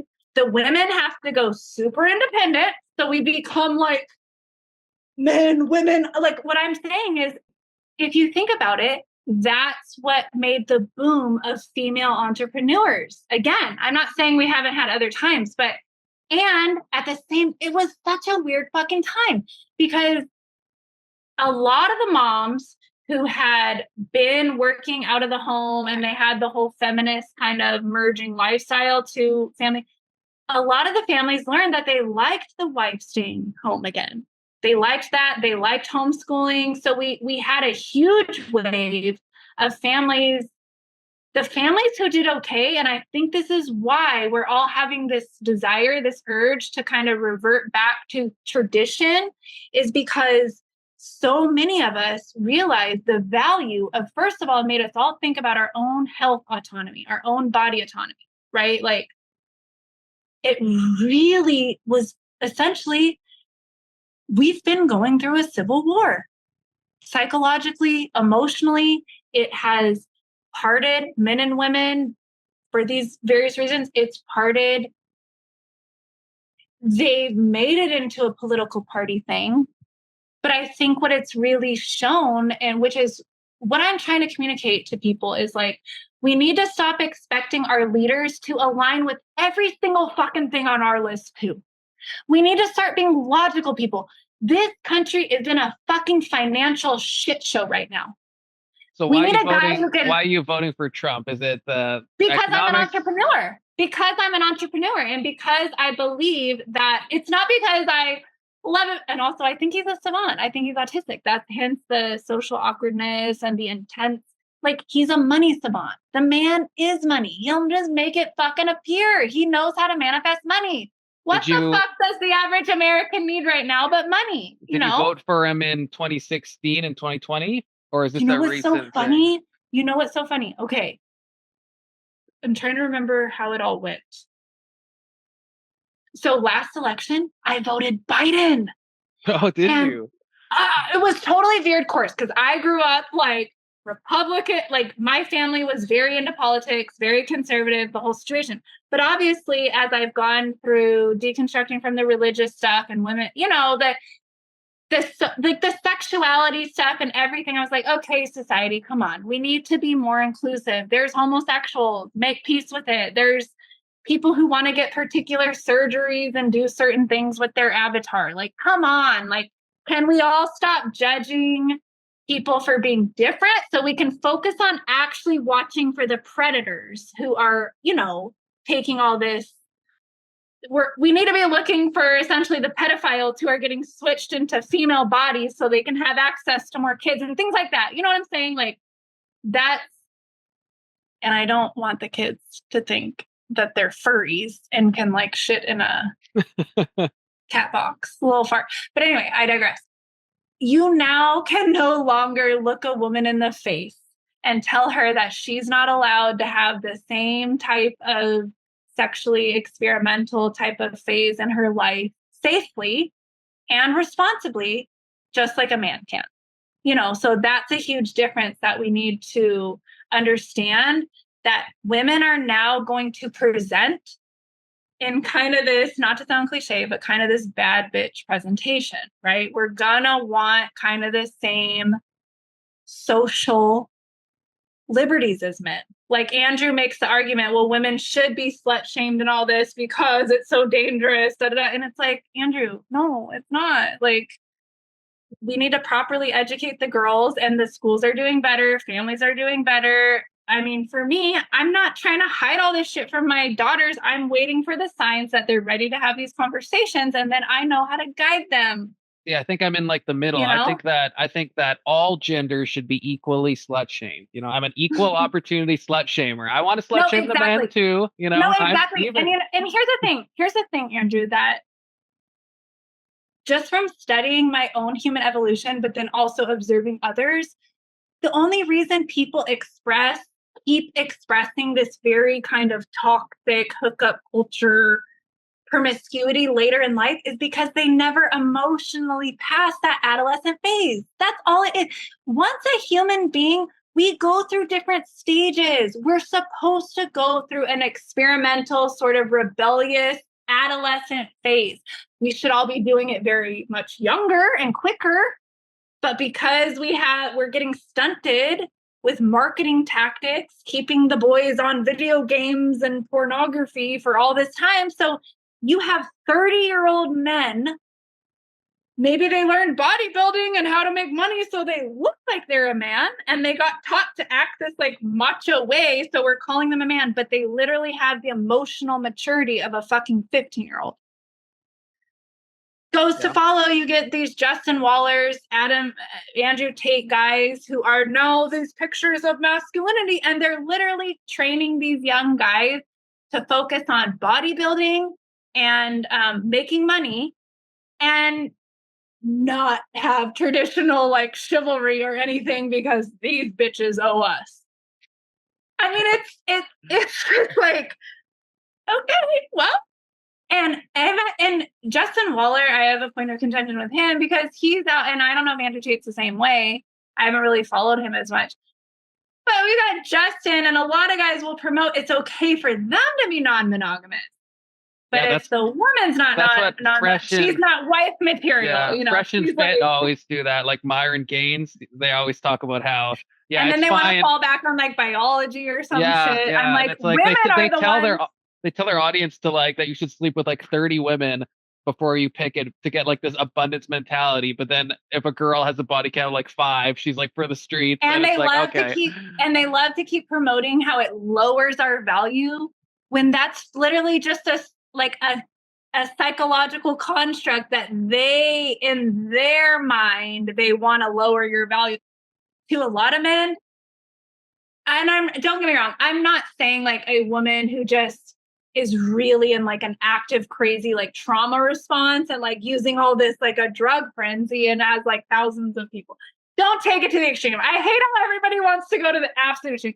Let's always consider that there's like a middle ground where maybe a woman like goes a little crazy, wild, whatever. Like, to me, honestly, from my experience, it has made me more valuable. I had a hard time finding mates when I was more innocent and like virginal and stuff because I didn't have a lot of these experiences. And by the time I was finding an actual man, not these like online influencers guys, but like a real man who's actually out there trying to find like maybe, and a lot of these guys have been married, divorced, or long-term relationships by the time they're getting old enough to be with me, you know, so they have some experience of what they want, what's important. And most people, by the time they're after that first, second relationship in their life, they start to realize how important sex is, that you have an aligned sex drive, compatibility. It's very important to a man. Women in this culture can still kind of put it off and think it's not that important. She can keep herself busy, but to a man, y'all are not going to feel satisfied, you know? So I think that men are doing a lot better to recognize, okay, if I want this kind of like kinky, adventurous girl who's comfortable with these things, she's not going to be a virgin. She's going to have probably gone to certain experiences or tried this or tried threesomes and kind of have an idea. She probably knows how to do butt stuff or whatever. You know what I'm saying? Like, it is a real thing that I'm not saying every guy is like that, but I wish that it was more accurately represented because I'm thinking to myself, men lie to each other. Well, and I've told Brian that. I'm like, look, you guys lie to each other. There's a lot of degenerates out there, Desiree. You can rest assured there's a lot of degenerate men. So, you know, there should be no shortage. Yeah. The thing is that I find so funny is, honestly, if you want to know the truth of the male psyche and the male sexuality in this country, it's only the sex workers who know. They're lying to their wives, their churches, their friends. The sex worker, I feel like there's like a bit of a bias on, you know, a selection bias, because if you're a sex worker, you're seeing all of the guys that are cheating on their wives, right? You're not seeing the guy who's being faithful. You're not seeing him because he's faithful and he's with his wife. He's not with some prosy, you know? So it's like kind of hard to collect data. Well, here's the thing though. When you start to realize, like, okay, let's say that I personally know 100 men loosely, you know, acquaintances, schoolmates, whatever. I loosely know 100 men. I do an OnlyFans where I have hundreds and hundreds and hundreds of subscribers rolling through, right? So you have to figure in these hundreds and hundreds and hundreds of guys, plus this 100 guys I know in life, and I'm like a profiler. So I have a way, like you have to understand, a genius mind has to always have some shenanigans going on, or they're just literally bored to shit. So I always have these nice conversations with people. They think we're talking about rainbows and butterflies. I'm like, how's his guy's relationship? What's this going on? I'm talking about. I'm calculating all this because it's fun to me. Not so I can you be profile me? What's my profile? You've been talking to me for a couple hours now. We've texted. Tell me, what do you think? What's my dark secrets? What's my profile? Okay, so I noticed you had a ring. So you're married and it looks like you have kids because you have all this colored stuff back here. Are you married and have kids? No, I'm at my editor's house and the ring is on my right hand. You probably can't tell because it's okay. weird, Yeah, I was trying to judge what. Okay, so yeah, no, because I had two theories. I had more the feeling that I put you in that category. I told you earlier, I was like, I think there's this whole group of nerdy guys who are figuring out how they can bridge that gap to get to the hot girl. Yeah, I am a tall, nerdy guy. I mean, so, but that's not an expert. I expect more from an expert psychological profiler. Okay, it's very obvious I'm tall and nerdy. You know what I shouldn't say? I should stop saying it like that because people are taking it like I mean I work for the FBI or something. I mean, I have a very strong women's intuition. And plus, with my history of trauma and having to be hyper vigilant, I could just read people really well. I have a lot of street smarts. Of course, we could argue, well, then how did you get in toxic relationships? Well, I can see I literally purposely I get it. Yeah. Overlooked red flags just because it was things that I was comfortable with. And like I said, honestly, I think had we not gone through the shutdown time, I don't think I would have ended up in another toxic relationship like that, to be honest. I think it put all of us in a more vulnerable state because it was like kind of a wartime, right? It was like, are we going to make it? Like you remember it was like, and to be honest, I wish that more mental health circles or even just support, online communities would start calling it what it is. You guys, we have basically just gone through a war. We could think of it like that time felt more like a war overseas, right? It felt like this virus came supposedly from over here, and it just felt more like that. But the aftermath of that and the ugliness that has come from it has created now an emotional and psychological and verbal, you could say, visual civil war. Even though the guns aren't per se out yet and it hasn't been declared and we're still like having this nice election with the democracy, I'm like, how is nobody seeing that we are fighting? People are losing their businesses, their platforms, their kids, everything because of, and I guess that's why I'm so passionate and why I keep making myself go back on the platform as much as I'm invited, because I'm like, you know what? Even if I just say one fucking statement, like even you said it, like you agreed with something I said, but there was all this other like overly triggering language. And to be honest with you, a lot of it is I came from that older generation where we said all this stuff and it was fine. And so I literally have been kind of in a cave raising my kids and I wasn't aware, I guess, that's some of it. My mental breakdown. I haven't realized how fucking old I am. To me, I still look good. I go out to the grocery store and I'm just looking around at like my community and stuff and with the other moms. And I'm like, I've been only kind of connected to like the people I went to high school with or college with, or that have been in my family. And everybody's kind of just like,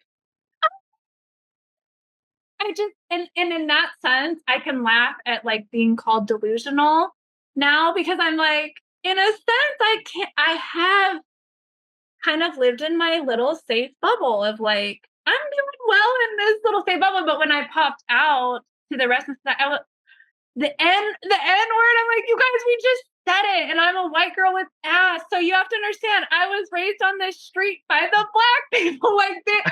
Because you have to understand, even my body alone has set me apart my entire life. First of all, when I was born, it was not cool to have ass. We were all starving it off, getting liposuction. I grew up watching my moms, my aunts have this body type and starving themselves, working out constantly. I had my coaches, my running coaches said, oh, if you would just lose a few pounds, you would be faster, because I was just a naturally curvy, I had ass, always white girl. Come to find out, I also, basically every guy I ever grew up with, I was like his dream girl. And because of my trauma, I had no fucking clue I had all these options. I was like, I call it the ugly duckling syndrome. Like the fat kid or something that they grow up fat, they're bullied, that whole thing, but then they like lose the weight and they become beautiful, but they're not conceited or anything because they didn't grow up that way. So it's like, whatever, I'm pretty now, but like I'm humble, I had to work hard, all of these things. That's me. But people look at me and they just assume I had everything handed to me on a silver platter. I had this little life, and any of this victimization that has happened to me, it's very weird, Chad, because nobody's actually coming out and saying I lied. They're just literally saying, stop being a victim. And I'm thinking to myself, I'm trying to tell the story of how I got out of thinking of myself as a victim. I'm trying to show y'all the process of how I process through some of this emotions and be vulnerable with the fact that some of it is still has work to do, right? Or some of it, you get re-traumatized sometimes in different situations. Like I have now this trauma of not trusting men financially, like to share finances or ever depend on a man for money again. And that came from my second relationship. That guy really abused me financially with my corporation. I found out like basically he essentially wanted to find like he wanted to find a woman who was like a single mom and vulnerable, essentially, to like latch onto her and get her to, or me, it'll be me, open up a corporation that he could run businesses under my name so he could be doing illegal stuff potentially and have me as the protection. A way to pick him, eh? Right. But you have to understand, I had never been like con. I had literally always picked, my dad is kind of the overt aspect. Like, I hate to say this, and I don't want anybody to take this the wrong way, but I went outside white.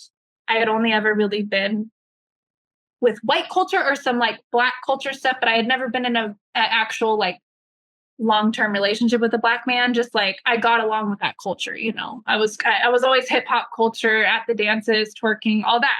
It just naturally, I just kind of went into that culture. But anyway, because of my body basically and my personality and the whole thing. And I was one of those ones that was holding back on starving the curves off because I think I just always had this natural, like, I like my body. Can we, you know what I mean? Like I was kind of pushed back. So the Black culture, like, anyway. So yeah, that is actually a new trauma that I'm facing now because I guess it did open my eyes to, I think that ultimately my ex-husband just wants to get out of his child support is what I've kind of found in this whole thing. And that was his way of like, if he can get more custody or whatever, then he won't have to pay his child support anymore, because, or whatever. And I even told him in this whole situation, I told him, I said, if this is just about your child support, just stop paying it. Like, it's not worth the drama. I said, so I have had 70% custody. I even agreed to go 50-50. I said, I always knew this day could come. The kids are getting older. They don't quite need me as much, if they want to go 50-50, because we have always had this peaceful, like they can kind of come and go as they please, as long as the school schedule is, they're getting to school. We live kind of like 45 minutes away and I'm close to school. So typically they're with me during the week, their dad on the weekend, but if school's out or whatever, they can stay more. We've never had a problem. That's why I was like, this is so toxic that he's like bringing this to court in this whole situation. So, and I still am struggling financially, but I was like, I'm just done with having him have that to hold against me. You know what I mean? Like, fine, like, don't pay child support. And I never ask him for extra money or like to pay for their clothes. I buy all the clothes, shoes, I take them to school. It's all my gas money and my car stuff, taking them to school. But he does make a lot of comments to them about, oh, your mom's just using, the child support for herself. I'm like, okay, well,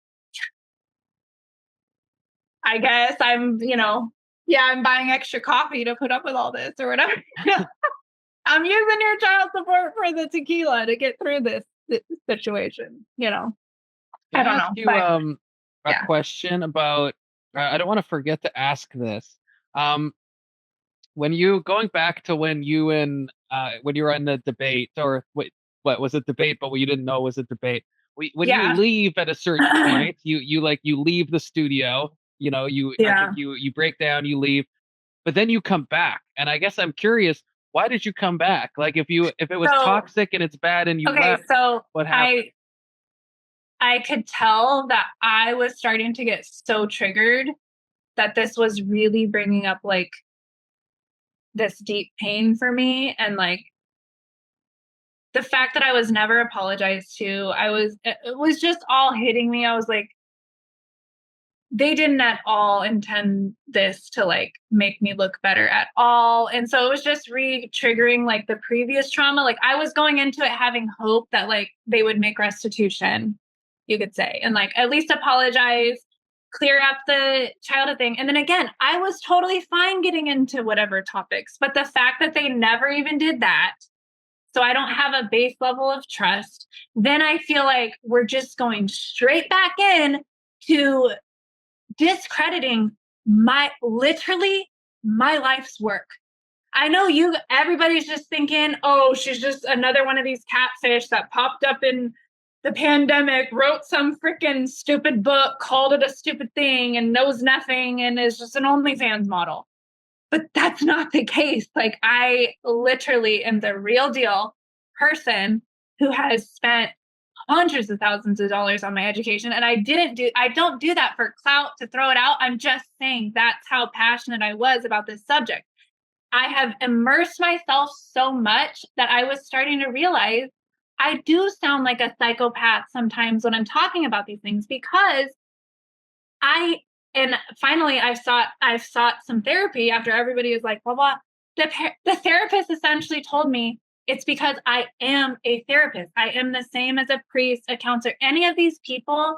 If I had gotten a license, I would have to have a supervisor, right? Somebody to like in the field to go decompress, to go bounce things off of.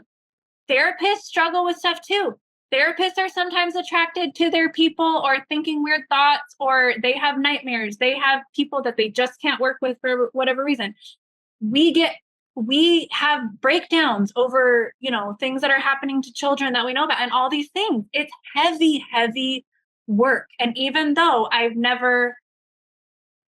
never cared about getting a paycheck from that, because it is genuinely my passion and my call and my spiritual gifting to do this type of work along the same lines as a fucking surgeon or something. Not everybody can do that, That's why you left. And then is that why you came back? Or I went in the hallway and I was like, even when I was leaving, I was like, God, I drove all the way here. It's not a short drive. It's like a 3.5-hour drive. It is really important. Maybe there's a way that I was open to the idea that I could sit out in the hallway, calm myself down, and see if they were going to say anything. So were you just in the hallway? Did you actually not leave the building? Yeah, no, I was just I was outside the door, but yeah, it's like an inside kind of apartment building type place. So I was outside of the door of like the studio or the apartment, but I was just in the hallway there. So I was sitting there, plus I was too worked up. So I was like, I'm not even going to drive away right now anyway. I might as well just sit here. I think I did another edible. I rehydrated. I called my kids because that was like a big trigger. I was like, here I am trying to clear my name so that I feel safe with the custody thing, that you're not going to be taken from me. Now I'm starting to realize they never intended to clear my name. They still feel the same way. You have to understand, and call it a women's crazy thing, but when I walked in the door, Andrew's back. I come in all bubbly. I have my little, I always bring a little, I'm a mom. I'm like a bartender and stuff. So I'm bringing like energy drinks and cocktails and snacks and this whole situation. Because in my mind, these guys call it like manipulative, like using my sexuality. This is a gift that women are given to kind of make peace with men. Like, I'm on your side. I'm here because it's a safety thing for us. Like, if we can make a point of connection, and men just respond to that well. It's not like we're trying to take you from your wife. It's just like every man kind of responds to this particular feminine energy of like, I'm welcoming you into my energy field. Are you welcoming me into yours? I think I get what you mean, actually. You know? And when I came, he was so fucking cold. Wouldn't say hi to me, wouldn't acknowledge me and I could see him studying my book. It was just a very like, okay. You know, and Brian wasn't even there yet. It was just like me with Andrew. And I was just like, oh God. So, so it was like bad vibes from the beginning, because I noticed as soon as even when Brian asked you to introduce yourself, you seem very cold, right? Like right out of the gate, it seems like things are not off. Well, because I already was calculating this, and then I had specifically asked Brian, call it weird, call it creepy. I said, can you do me a favor and just kind of like give me like a friendly hug? Like it doesn't have to be awkward or like overly but just like we're okay. Like it's just a show. Like we're just kind of having I just wanted like the manly reassurance of like, none of this is actually real. Like this is just like how social media goes. Like we're giving you an opportunity to have like promotion or to say, you know what? I just wanted that. Same thing. Just refused. He just wouldn't even acknowledge me. Huh. So I already felt like it was just a confusing feeling to me because, especially with Brian, I still don't know where I stand because it's like part of me feels like kind of the spiritual or like telepathic, you could say, not to sound weird, but some people call it like a psychic connection or a spiritual connection, whatever, a resonance with him, you could say.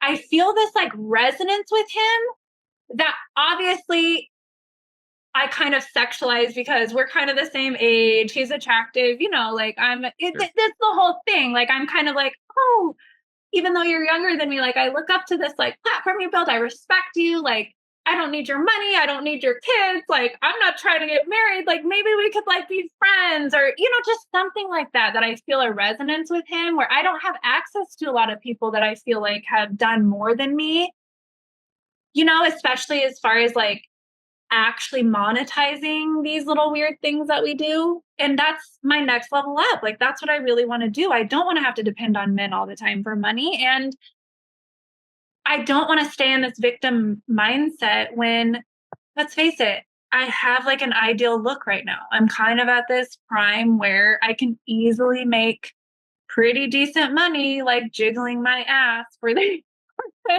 you know, 18 to whatever age guys of America who, you know, have $10 to spend and want to remember what real ass is like. You know what I'm saying? So it's like, okay, maybe there's some sort of redemption in all of this, like exploitation I felt and like trauma I felt and men taking advantage of me.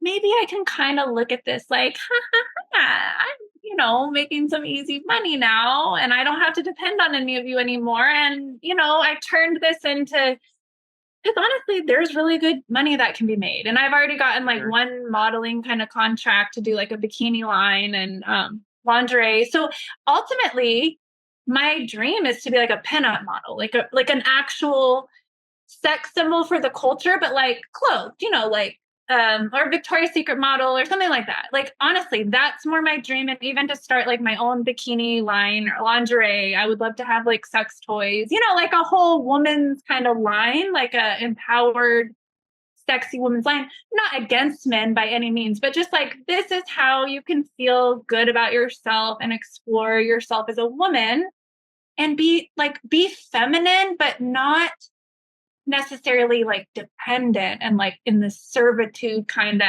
have to get a man, because I feel like that'll get us back to a healthier place, right? Not promoting the message that you don't want a man, we can do everything, but just take your time. Like, you don't need to settle. If you get pregnant by a guy that's not a great guy, it's okay. You have some resources. Maybe you did ROP cosmetology, you know, so you have that to fall back on.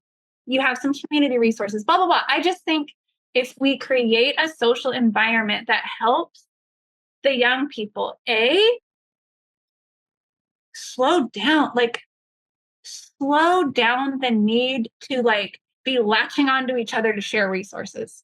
kind of thing, you know, because a lot of these young people are hooking up just to be like roommates type of thing. And it kind of falls into like they get pregnant or whatever. And it's when I've talked to the relationships that are breaking down and you backtrack, you see there's all these fucked up, basically socioeconomic and like kind of choices that could have been helped. We could have done that better. Just as a community, as a society, as families, as parents, we could be talking to our kids about real shit instead of pretending like.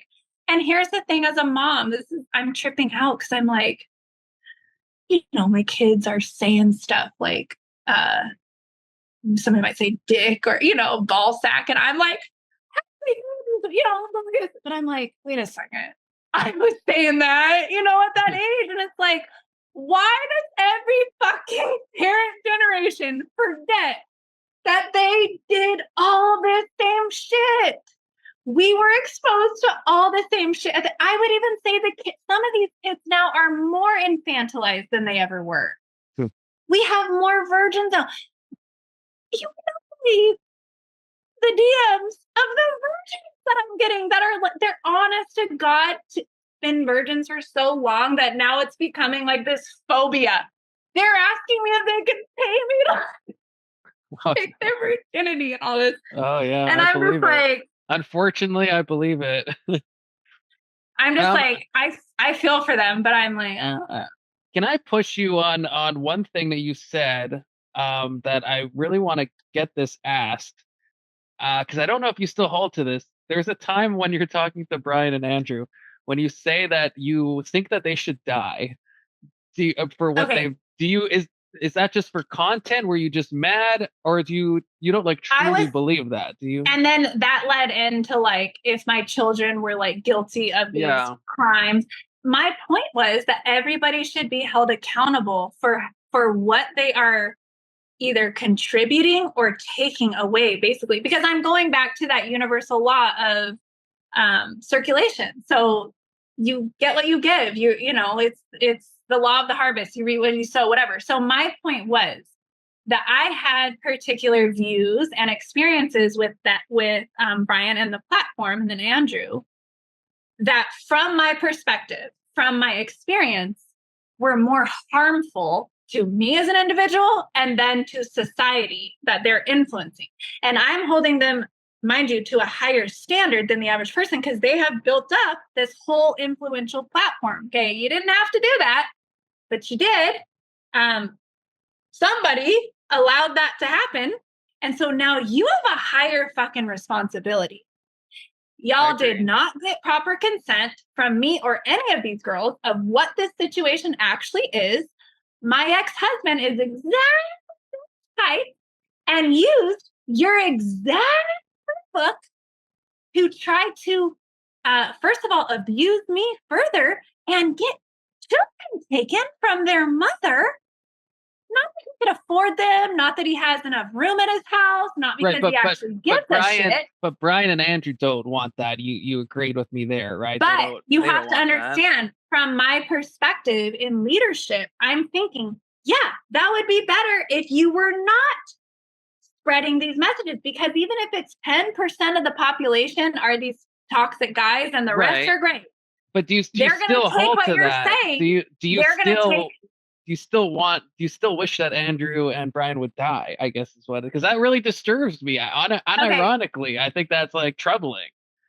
So do you actually want them dead? I have learned more stuff about Brian specifically, and also working through my traumas and stuff.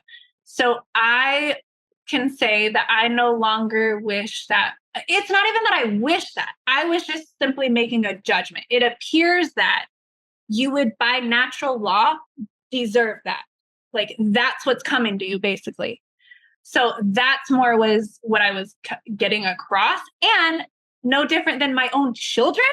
If they were pedophiles or, you know, serial killers or something, yeah, I would want them to be off the streets and be, you know, handled accordingly. But pedophiles and serial killer, even if you think Brian's influence is negative at times, it's I feel like we can't put that on the level of... Brian, I will say that he is cleared because I believe he has a call. I believe that Brian is a similar person to me and has an actual call to be an influencer right now in this time in the culture. And I see how even since I first met him, and I think I was texting you this, even since his first encounter with me, I have watched almost every episode since. He's changing.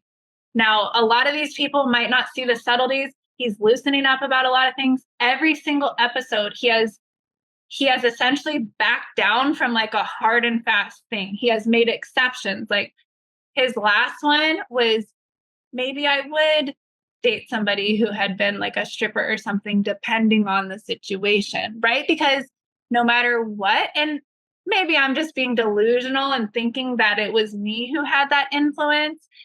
Maybe it's not. Maybe it's literally just, you could say God or the cosmos is leading us all kind of in this progressive, and don't think progressive in terms of like political things, no, but I get you. Maybe God is really helping all of us to sort of transition into a more adult, mature, inclusive. Don't get me wrong. I think we're at a point in society. It's just like, think about it, Chad. We have enough fucking data. We know the part about tradition that actually needs to stand strong in the culture, in society. That's human. We also know what is just cultural, what could be fluid, we can let those people do it that way and we can do it this way and it's fine. We can agree to disagree. Do you see the whatever podcast then as like supporting what you see as these negative traditions? And if so, do you think it's a net positive on society or net negative? Because you seem to think there's potential, right? Like, and I think Brian is a good guy deep down, and I think you agree that Brian, he's a sweetie deep down.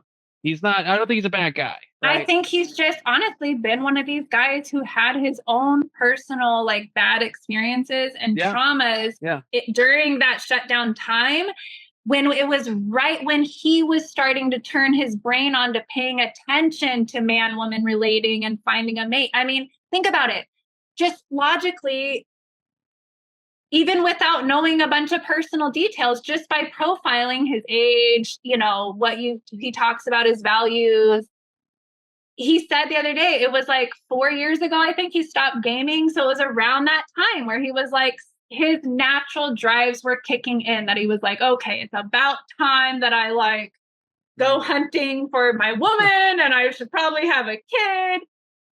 And think about it. He probably started off wanting the ideal of marriage and this and da, only to get slapped in the face with the reality of like, wait a minute, she might just be a different person 3 years in and like not even want sex and like she's just gonna get child support.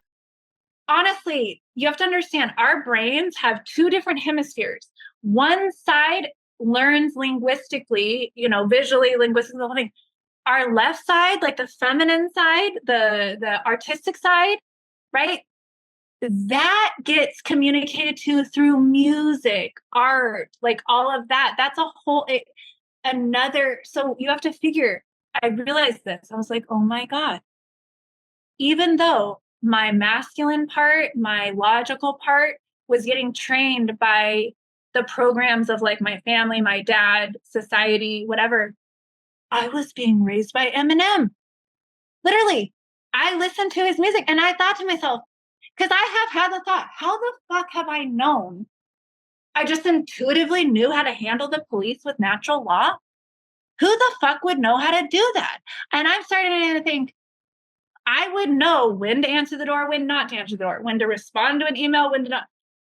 And even after I go check with a lawyer, this and that, they're like, yeah, you did the right thing. Yeah, you don't have to do that. Yeah, don't let him bully you. Yeah. And I'm thinking, how the fuck do I know like street logic? Because if you listen to rap music, hip hop, and Eminem had to go through this as a white man, you fucking know the police are not on our side. They're not on our side.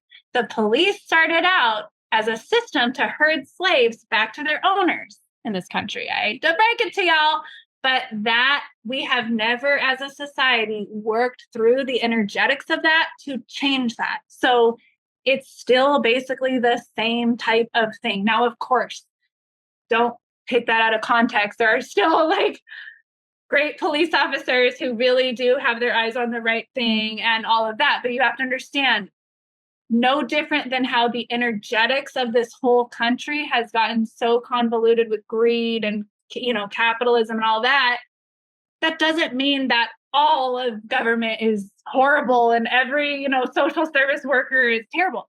And that's what people can't grasp. It's like, how can we have got to, as a society, attack the larger problems?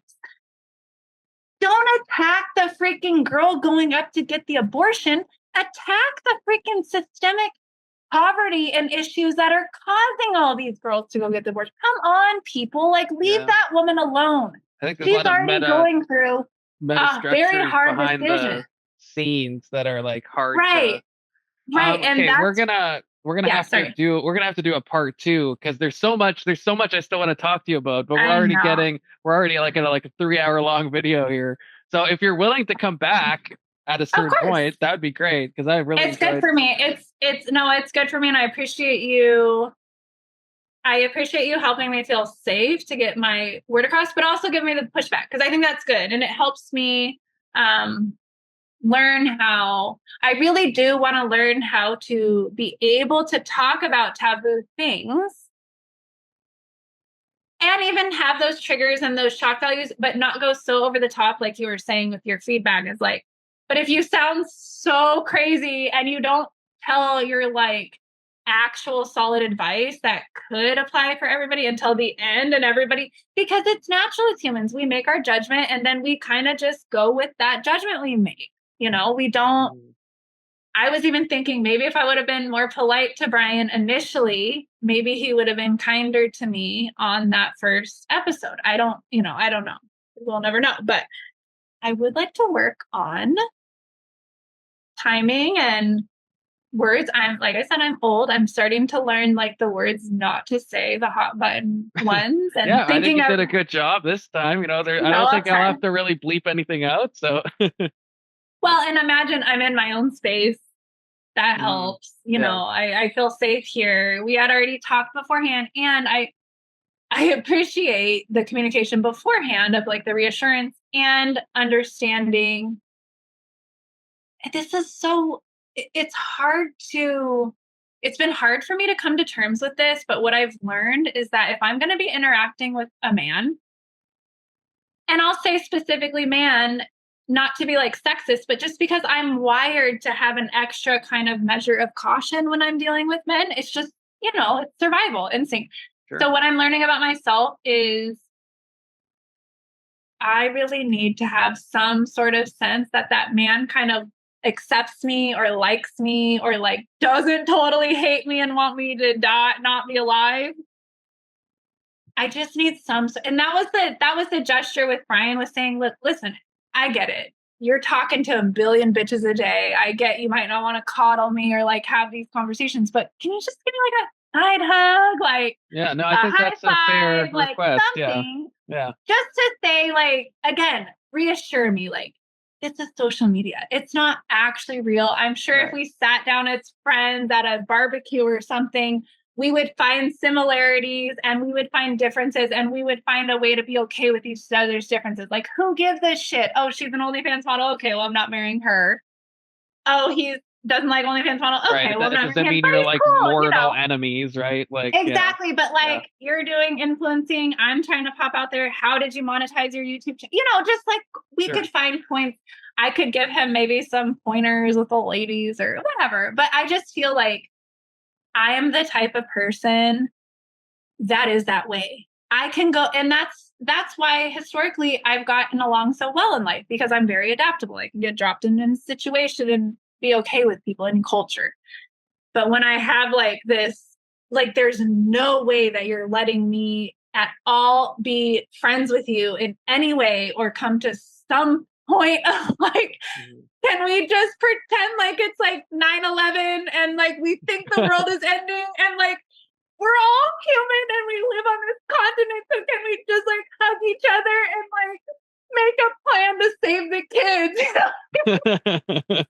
That's think about it. If we could get all of us who are influencers to start calling this what the fuck it is, at least acknowledge the fact that you guys, we have all gone through some gnarly shit that literally changed our entire culture and society so fucking quickly. We cannot keep up. Like, the kids are a different species to the freaking older generation.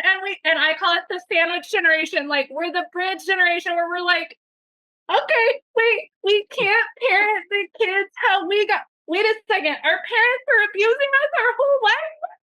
Wait, if I do that to my kids, I'm losing custody. It's a mess. But I just wish that we could all just be like, you guys, it's a fucking shit show. Let's all agree. We're all struggling. We all probably drank a little more than we wanted to, or we gained a little more weight, or we're more emotional, but we're all here. We made it. We're alive. Our kids are alive. And maybe let's try to find solutions. I think your last message was important. We need a new global terror attack to unite America. You heard it from Desiree.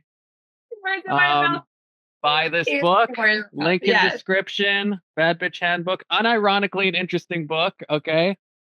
And just look at it as like a memoir. That's what that was my processing today. I thought, you know what? I gotta just drop this whole educated, I'm a stoner, like I'm an autistic, like eccentric, hot mom, like stay-at-home mom of 3 kids, freaking that's a lot. And I do OnlyFans. Like, I just gotta drop it with like, yeah, the education's there, but that's like my hobbies. That's just my nerdy self wanted to learn all these things. I'm not trying to say I'm the freaking holistic psychologist or some shit, you know.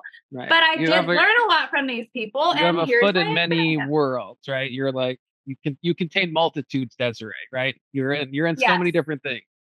I am, but I'm a real fat ass MILF, Desiree Noel on OnlyFans. What is it? OnlyFans.com/Desiree Noel. That's what really brings me. I don't know. Look, I can't help you. You could say you're OnlyFans, but I'm not going to help you with the URL. Okay, that's on you. That's between you and the good Lord. So me and the good Lord. Oh, and on Instagram, I have a new Instagram. I'm starting fresh, and it's Desiree Noel Speaks, which I think is good because I'm staying away. I'm just trying to narrow it in on. I am like a cultural provocateur type activist, you know, person. So don't freaking throw the baby out with the bathwater here. I'm just trying to say my opinions in a sexy, artistic way because I'm killing a bunch of birds with one stone because I'm actually a single mom of 3 kids and I'm really busy. So I can't make a political post and a sexy post to help me feel young and fresh. I have to merge the 2 concepts. Sorry if it confuses, you know? Okay, so let's talk again if you're willing. I had a great time talking to you, Desiree. And thank you. Chad. I appreciate having you on. Thanks for being my therapist today, Chad. Hey, it went both ways. All right, take care, Desiree. Bye. You too.